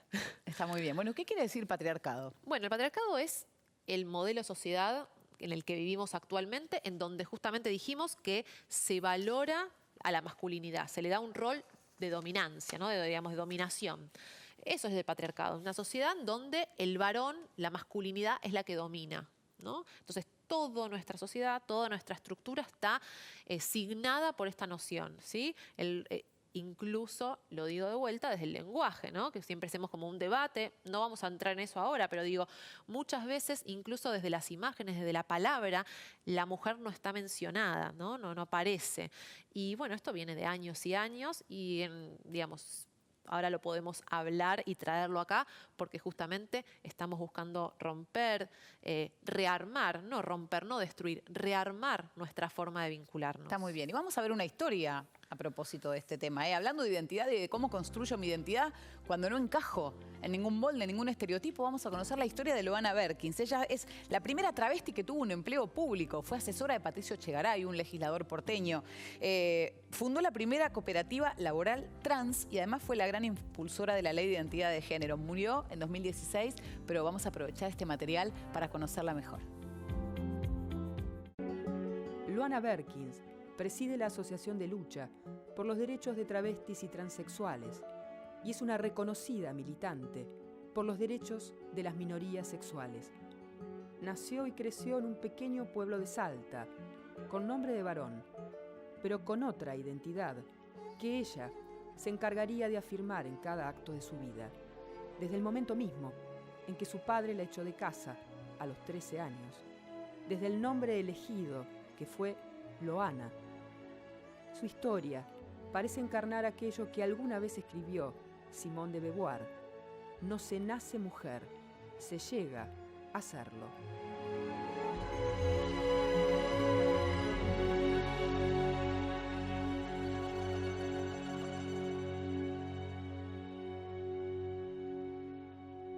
A ver, Loana, ¿desde cuándo mujer? Bueno, la primera, cuando yo era muy pequeña, pensaba que había habido un error en la genética o en mi vida y que yo en realidad tenía que nacer mujer y que en un momento eso se iba a corregir o por la naturaleza o por obra por alguna hada mágica. Entonces, los primeros años de mi vida fueron, digamos, encorsetados en ese pensamiento de que yo era una mujer. A veces se piensa en estos casos que es como una cosa así mágica de un día para el otro Y en realidad yo creo que la sexualidad se construye de que uno nace. Entonces después yo seguí avanzando en la vida y a través de conocer el feminismo me di cuenta que no era mujer y que mi sitio en el mundo, mi manera de pararme y de construirme era ser travesti. ¿Y cómo fue la infancia y cómo fue crecer en un lugar como Pocito? Ese pueblo salteño, digo, te escuchamos hablar y está ahí la salteña. No, la salteñidad. Yo no sé de qué tengo más orgullo, si de ser travesti o ser salteña. Y hubieron como dos etapas muy marcadas. Una donde viví en un mundo absolutamente feliz, donde no se me cuestionaba nada, donde decía, bueno, ya se le va a pasar, es chiquitito, ya es cosa de niños. Y después vinieron hechos así como muy traumáticos, muy fuertes, que empezaron a empezar a marcar la otra historia o la historia que yo iba a vivir después en mi vida, ¿no?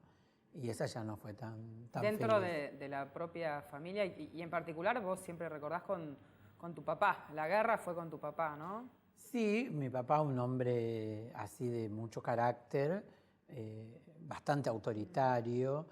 Y curiosamente, aunque él era la ejecutora de los planes, digamos, de esa, la mano de obra así, represora, era mi madre, que yo lo entendí muchos años después, ¿no? Ella era la que tenía que ejecutar sus órdenes, digamos. Si vos me preguntaras una imagen de mi madre, era una mujer de silencio, así. Yo no recuerdo que hablara. Por ejemplo, de mi papá recuerdo su voz y de ella no. ¿No? Lo cual hay un gran interrogante. No sé cómo era, aunque hago esfuerzo por recordar cómo era su voz, no la puedo descubrir. Porque la imagen de ella era de silencio. Bueno, es muy interesante la historia de Loana, una mujer maravillosa. Sí, de hecho nos trae esta mirada respecto a lo que dijimos en el primer momento de la clase, ¿no? Que tiene que ver con que desde que nacemos nos asignan ciertos roles, ciertas funciones, y a Loana eso la llevó, le trajo muchas presiones, ¿no? El caso de las personas transgénero es más complejo todavía, porque todavía incluso seguimos peleando, digamos, seguimos pensando en los derechos de la mujer desde esta perspectiva binaria, ¿no?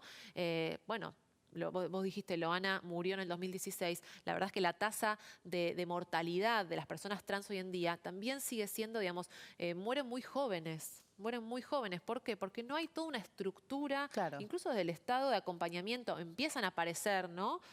Hay ministerios y todo, pero igual en la práctica, llevarlo a la práctica es complejo.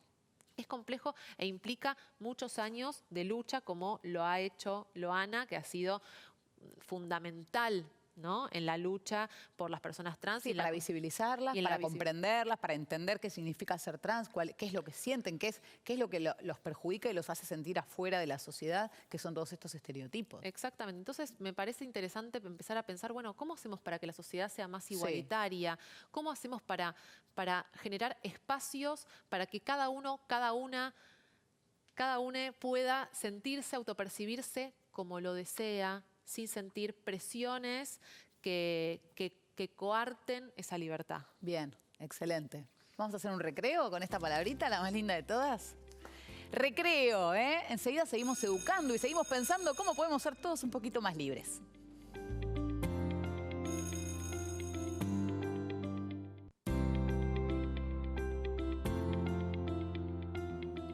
Seguimos educando, estamos en clase de formación ética y ciudadana con la profe Julieta y estamos hablando de estereotipos de género. Exactamente, y mencionamos antes del material que vimos al Estado. Y el Estado y todo ese marco legal que empieza a darnos el espacio y ampararnos para hablar de esto en las escuelas. ¿Por qué podemos hablar de esto? Porque en cualquier escuela, en cualquier lugar, porque tenemos, por ejemplo, la ley de educación sexual integral, la ley 26.150. ¿Por qué podemos hablar de la violencia mediática? ¿Por qué podemos hablar de esto? Porque también existe una ley que es la 26.485, sancionada en el 2009, que es la ley de protección integral para prevenir, sancionar y erradicar la violencia contra las mujeres. Otras leyes, la ley de identidad de género, la ley que trabajamos clases pasadas sobre la protección integral de los niños, niñas y adolescentes. Bueno, el marco legal es cada vez más robusto y es nuestra tarea, la tarea del Estado, también la tarea de la sociedad, llevarlo a la práctica. Bien, excelente. Bueno, más material, ¿eh? Seguimos con Diego Golombek analizando estos estereotipos. ¿Una frase cotidiana basada en un prejuicio es la clásica anda a lavar los platos? Exactamente. Ese es un buen ejemplo que da por sentado que las mujeres no manejan bien, que su lugar está en la cocina, haciendo tareas domésticas. Si nos ponemos a pensar un ratito, ahora mismo, inmediatamente nos van a surgir un montón de frases y de situaciones que dan cuenta de estereotipos de género referidos a cómo supuestamente son y cómo supuestamente deben comportarse las mujeres.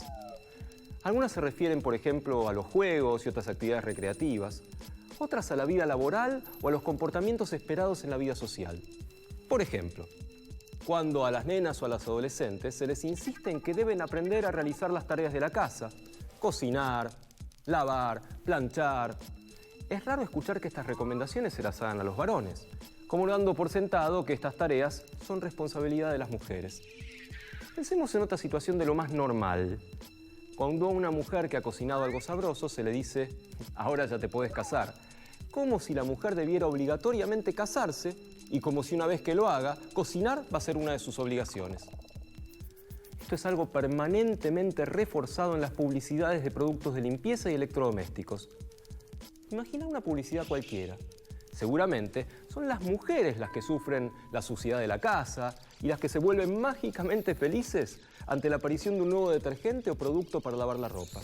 En este sentido, es interesante que pensemos cómo pareciera que la felicidad de las mujeres depende solo de la mayor o menor limpieza del hogar o de las prendas de vestir. Otra idea que se escucha con frecuencia es que las mujeres son más vulnerables que los varones y están expuestas a mayores peligros.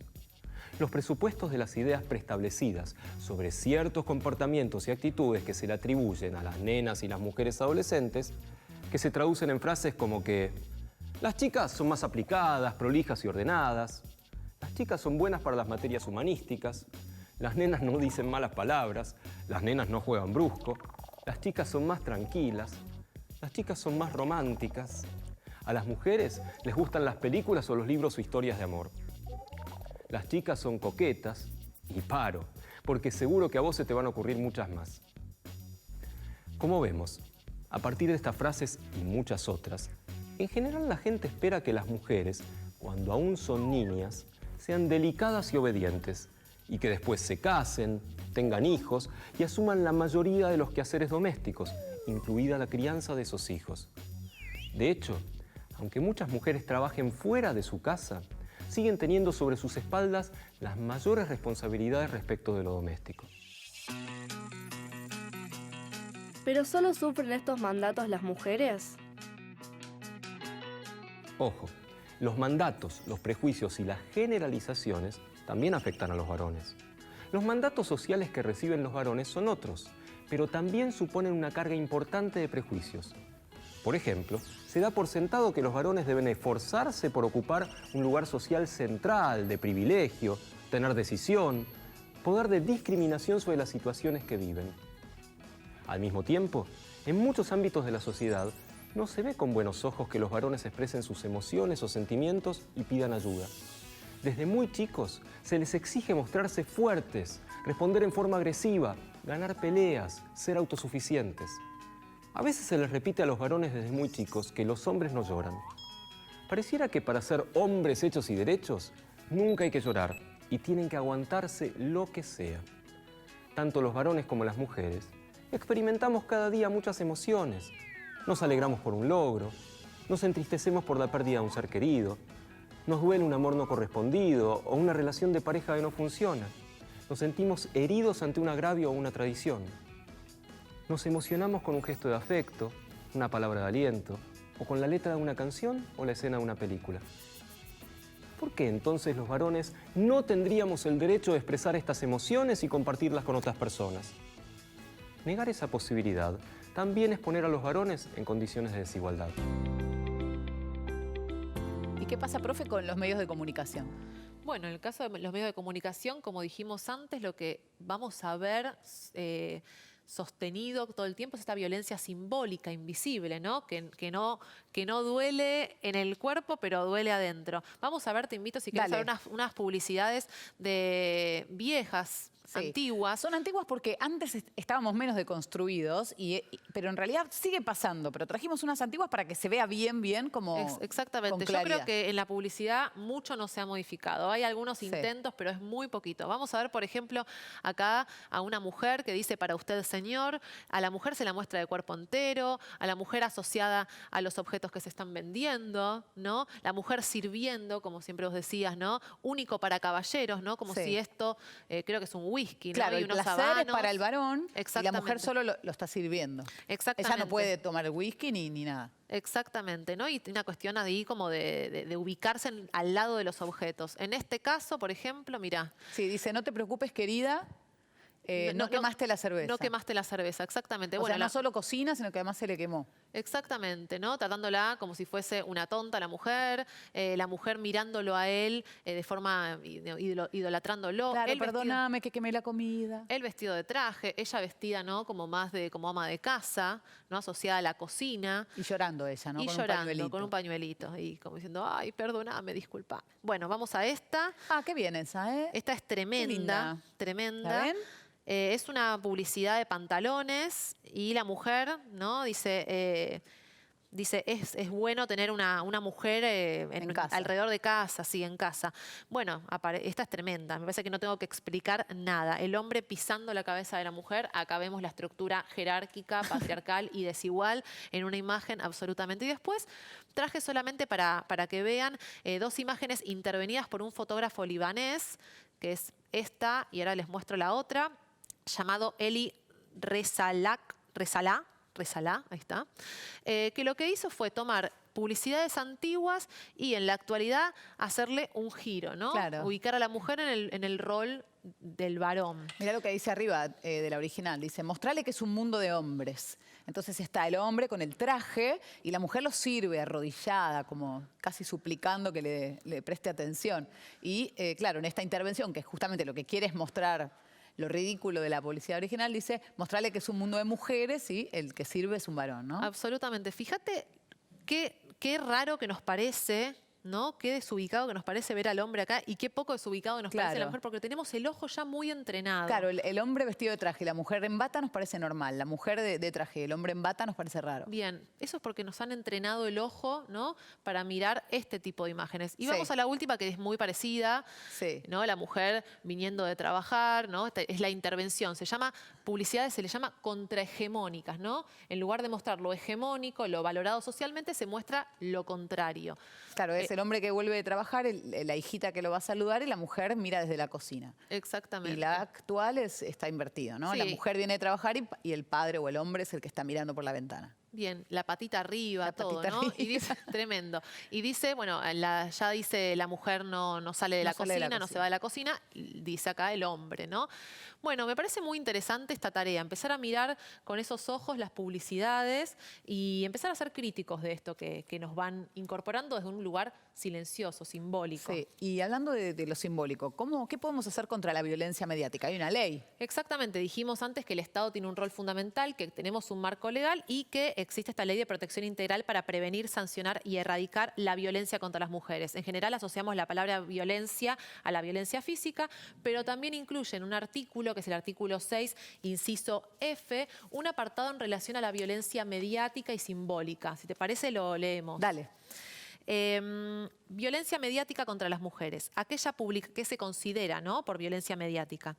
Aquella publicación o difusión de mensajes e imágenes estereotipados a través de cualquier medio masivo de comunicación que de manera directa o indirecta promueva la explotación de mujeres o sus imágenes, injurie, difame, discrimine, deshonre, humille o atente contra la dignidad de las mujeres, como así también la utilización de mujeres, adolescentes y niñas en mensajes e imágenes pornográficas, legitimando la desigualdad de trato o construya patrones socioculturales reproductores de la desigualdad o generadores de violencia contra las mujeres.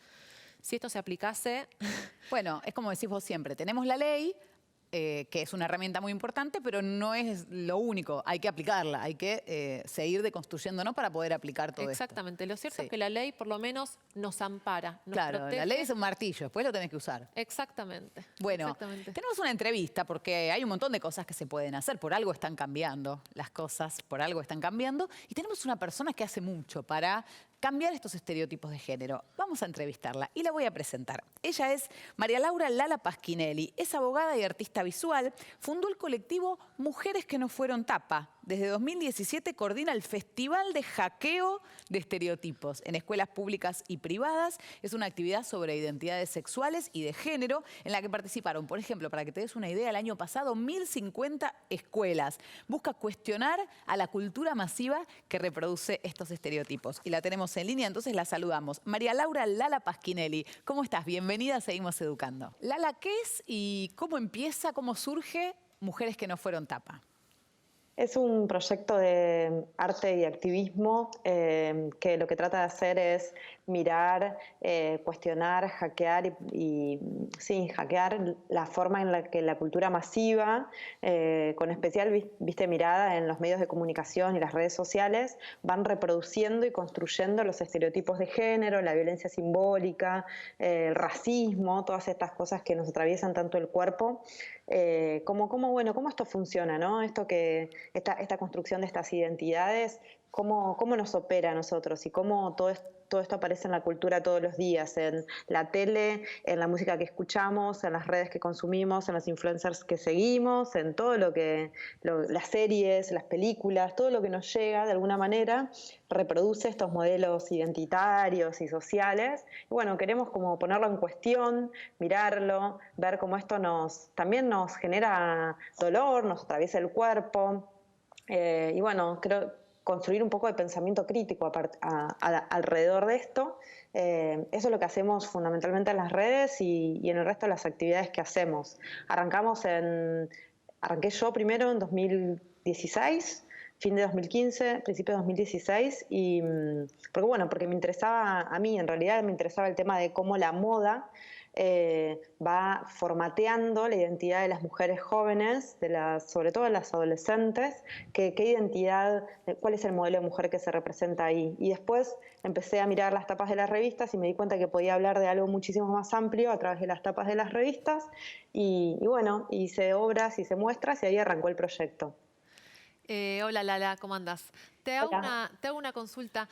¿A qué te referís vos con hackear estereotipos? La idea de hackear es que nosotros, como ciudadanos, como seres humanos, recibimos una información que es homogénea, ¿no? O sea, hoy el poder es de quienes tienen la propiedad sobre los medios de comunicación, sobre los espacios por los cuales circula la información, ¿no? Internet, por ejemplo. Entonces, nosotros recibimos la información homogénea y una determinada información que alguien quiere que recibamos, ¿no? No es democrático esto, no cualquier información nos llega masivamente a todos los lugares del mundo. Pensemos en Netflix, por ejemplo, que es una gran usina de generación de contenidos que hace lo que, por ejemplo, nunca sucedió en el mundo antes, que es que todos estemos hablando de un contenido audiovisual al mismo tiempo en cualquier latitud del planeta, porque de repente hay un lanzamiento mundial de algo, ¿no? O sea, hoy la información que recibimos es muy, muy, muy homogénea. Hackear esa información es mirarla, decodificarla, ver qué es lo que nos están diciendo, además de esto que nos están mostrando, cómo podemos leer entre líneas, cómo podemos mirar cuál es la construcción más sistémica de los mensajes y de los sentidos y agarrar esa información y transformarla en otra cosa, transformarla en otros mensajes, en otros contenidos. Lala, vos como artista visual, ¿qué importancia tiene la imagen en la construcción de estos estereotipos?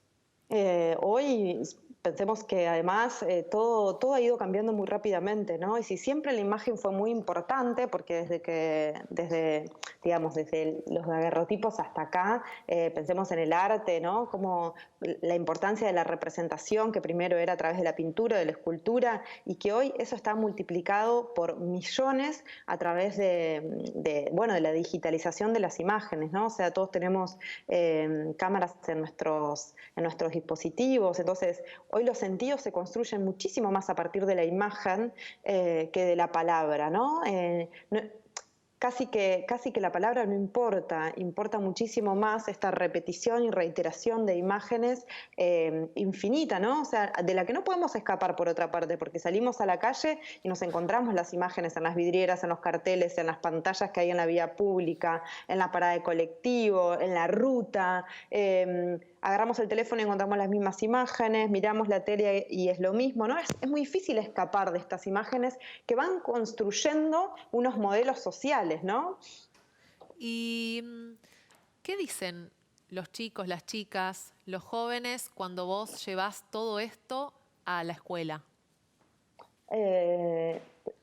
Bueno, pasan distintas cosas, pero muchas veces se sorprenden, primero porque lo que pasa es que lo que tratamos de mostrar ahí es, bueno, a ver, ¿qué pasa? ¿Cuál es el modelo de corporalidad que se muestra en la cultura masiva, ¿no? Hablemos de medios, de Instagram, de las series. ¿Cuál es el modelo? Bueno, el modelo es que hay una mujer que va a ser blanca, delgada, rubia, heterosexual, joven, que generalmente va a aparecer con poca ropa, sexualizada, y que, digamos, que la historia que se va a contar alrededor de esa mujer generalmente tiene que ver con que, bueno, que es bella, ¿no? Y que le preocupa ser bella en ese modelo de belleza, y que además será feliz cuando se enamore, digamos, de un varón y se case y tenga hijos, ¿no? Y en la masculinidad, bueno, el modelo de varón que se va a mostrar es este varón que es audaz, que es aventurero, que sabe disponer de la violencia, que puede matar a otros, ¿no? Digo, pensamos en el cine de acción, en las películas de acción, de guerra, en los videojuegos. Entonces, cuando esto lo vemos acumulado, cuando vemos que hay una construcción uniforme de un mensaje, también te permite entenderte a vos, a por qué a vos te exigen que si sos varón seas viril o seas, digamos, o que no expreses tus emociones o que seas hipersexual, y si sos mujer te van a exigir que, bueno, que seas calladita, que tengas estos modales delicados, que no digas lo que pensás, porque si decís lo que pensás y te quejas sos un poco una loca, que te interesen determinadas cosas, ¿no? Que son las mismas cosas con las que nos hacen jugar desde que somos niñas, o sea, que te interese cuidar, como cuando somos chiquititas que nos regalan los bebitos, las cositas que tienen que ver con la escobita, lavar la ropita, las pinturitas, digo, ¿no? Después espera que cuando seamos grandes nos interesen esas mismas cosas, y muchas veces no nos interesan esas cosas. Digo, a los varones muchas veces no les interesan las cosas que se supone que les tienen que interesar, esto de, bueno, recibir los juguetes y ser educados para esto, ¿no? Para el espacio público, para lo que es afuera, y las mujeres para lo que es adentro de la casa. Y entonces los chicos lo que les pasa muchas veces es primero, a veces hay un poco de wow, como esto es así, y después es como, claro, por eso, ¿no? Porque esto nos atraviesa el cuerpo, o sea, estos modelos de belleza. Nosotros vivimos en un país latinoamericano, por ejemplo, donde la mayoría de la población, bueno, no es así como este modelo de personas blancas, rubias, altas, delgadas, estilizadas, de ojos claros, pieles sin ningún tipo de efecto. En general, digamos, hay más población que tiene que ver con los habitantes originarios de este territorio, y sus corporalidades ni su color de piel son así para nada, absolutamente, y entonces no vernos representados ahí nos genera incomodidad, o sea, porque si lo visible es lo que está bien y es lo bello, entonces todos los que no encarnamos ese modelo, bueno, estamos mal, ¿no? Que es la sensación en general que en algún momento de la vida todos tenemos, que es que bueno, que somos nosotros los que estamos mal, ¿no es cierto? Que hay algo que, o por nuestro cuerpo, o por nuestra gestualidad, o por lo que nos gusta, siempre hay algo nuestro que no encaja. Entonces, entender que eso no es así, que el problema no somos nosotros, sino que el problema es este modelo que nos excluye, que está racializado, que también es un modelo que está atravesado por la idea de la jerarquización de las clases sociales, entender que hay una construcción política que sostiene un sistema económico, que digamos que esto no es inocente y que funciona para ubicar, para que las personas se definan con una identidad y realicen el rol que la sociedad les asigna para seguirse reproduciendo. Es decir, que si una persona nace con vulva,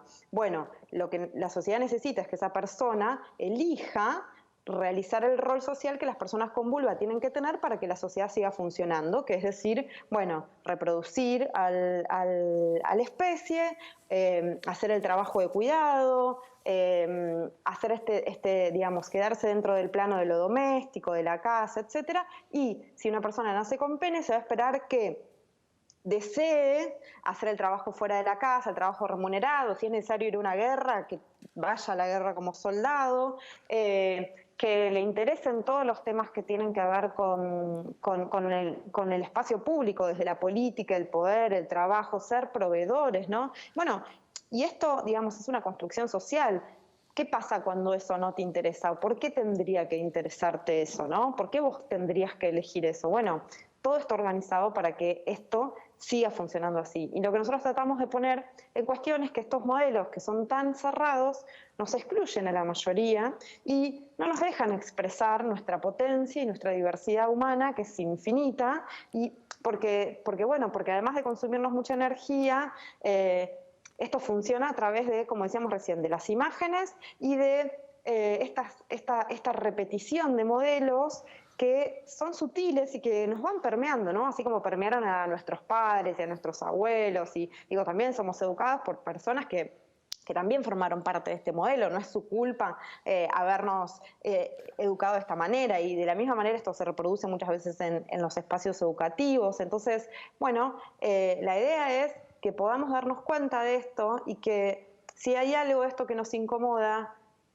encontrarnos con otras personas, poder tener estas conversaciones en el aula, lo que hace es que nos alivia esta tensión y nos hace dar cuenta de que podemos operar sobre esto, ¿no? De alguna manera podemos empezar en esa conversación a hackearlo, a construir otras formas, otros contenidos. No sé, una de las cosas que hacemos es el hackeo de canciones, ¿no? Porque todos estos modelos, por ejemplo, en el trap, en el rap, en toda la música todos los consumos adolescentes, aparece un montón, ¿no? La chica sexualizada, la violencia, la cosificación, y bueno, entonces detectar eso, por ejemplo, lo que escuchamos, que es algo que nos entra directamente, ¿no? Sin que nos demos mucha cuenta, nos entran estos modelos ahí en las canciones, las cantamos, las repetimos y muchas veces no nos damos cuenta.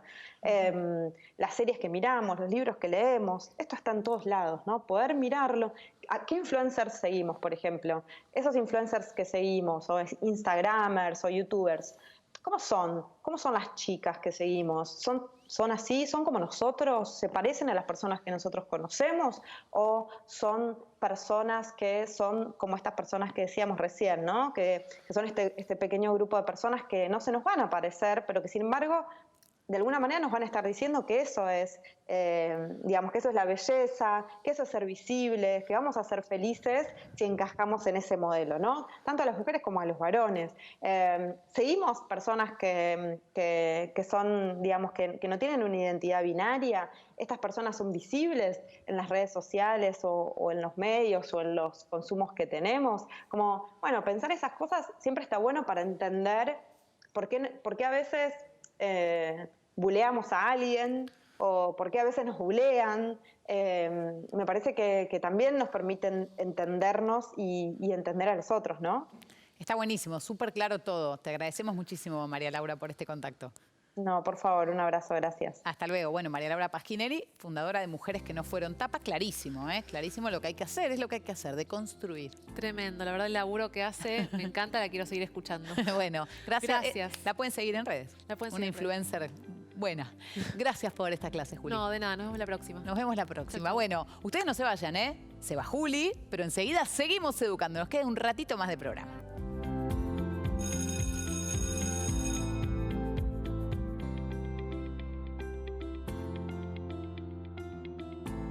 Qué clases intensas tuvimos hoy, ¿no? Bueno, ¿nos relajamos un poquito? ¿Vamos a leer algo? Vengan, leer por leer.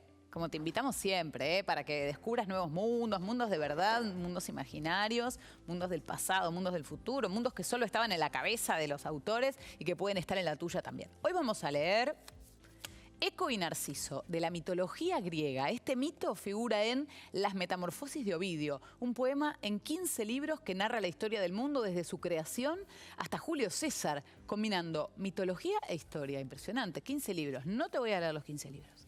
Te voy a leer esta parte. Los amores de los dioses, Eco y Narciso. Los griegos creían firmemente en el poder de los adivinos para anticipar el futuro. El lugar en el que se efectuaban las profecías se llamaba oráculo. A uno de ellos se dirigió la azulada ninfa Liríope para conocer el destino que le aguardaba a su niño recién nacido, Narciso.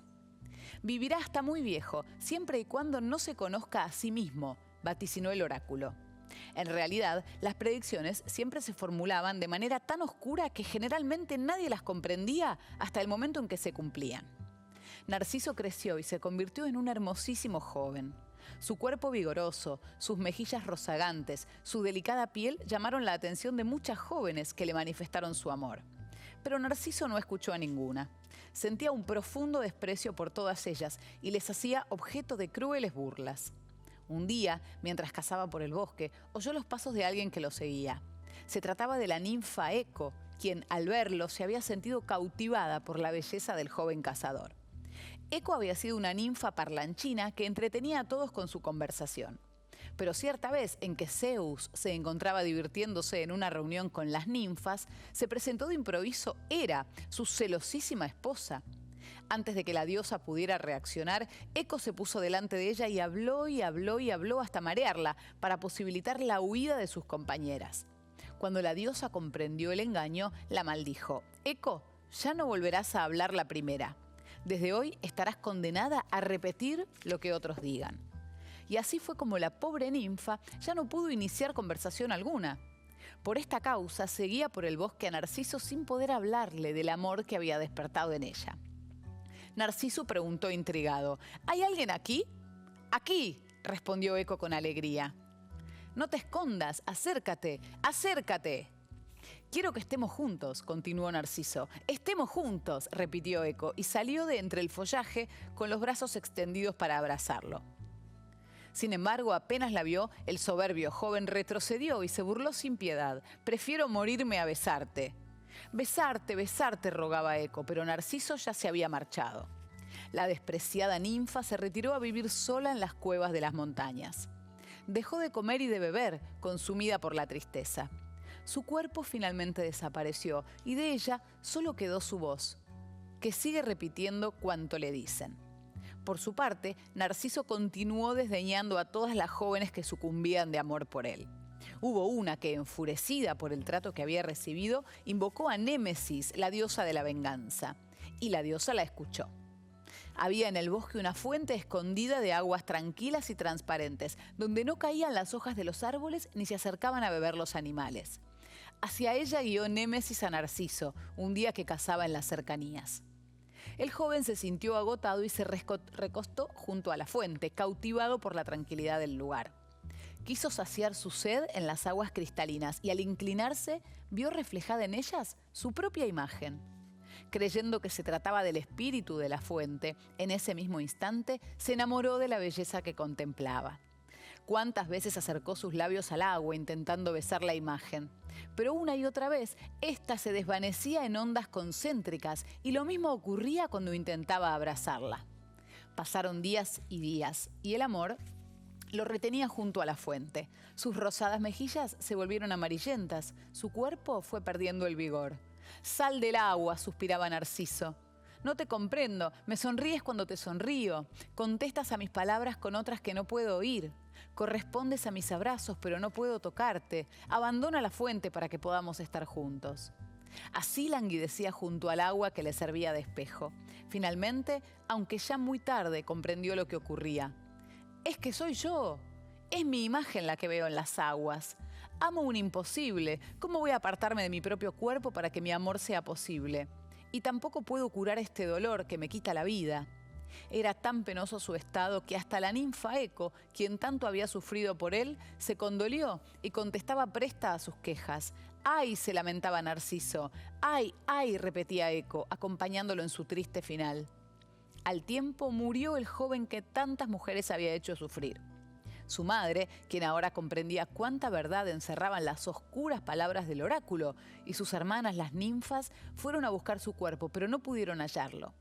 En cambio, en el lugar donde había yacido el joven junto a la fuente, había brotado una bella y delicada flor amarilla, a la que llamaron Narciso. Está bueno, ¿eh?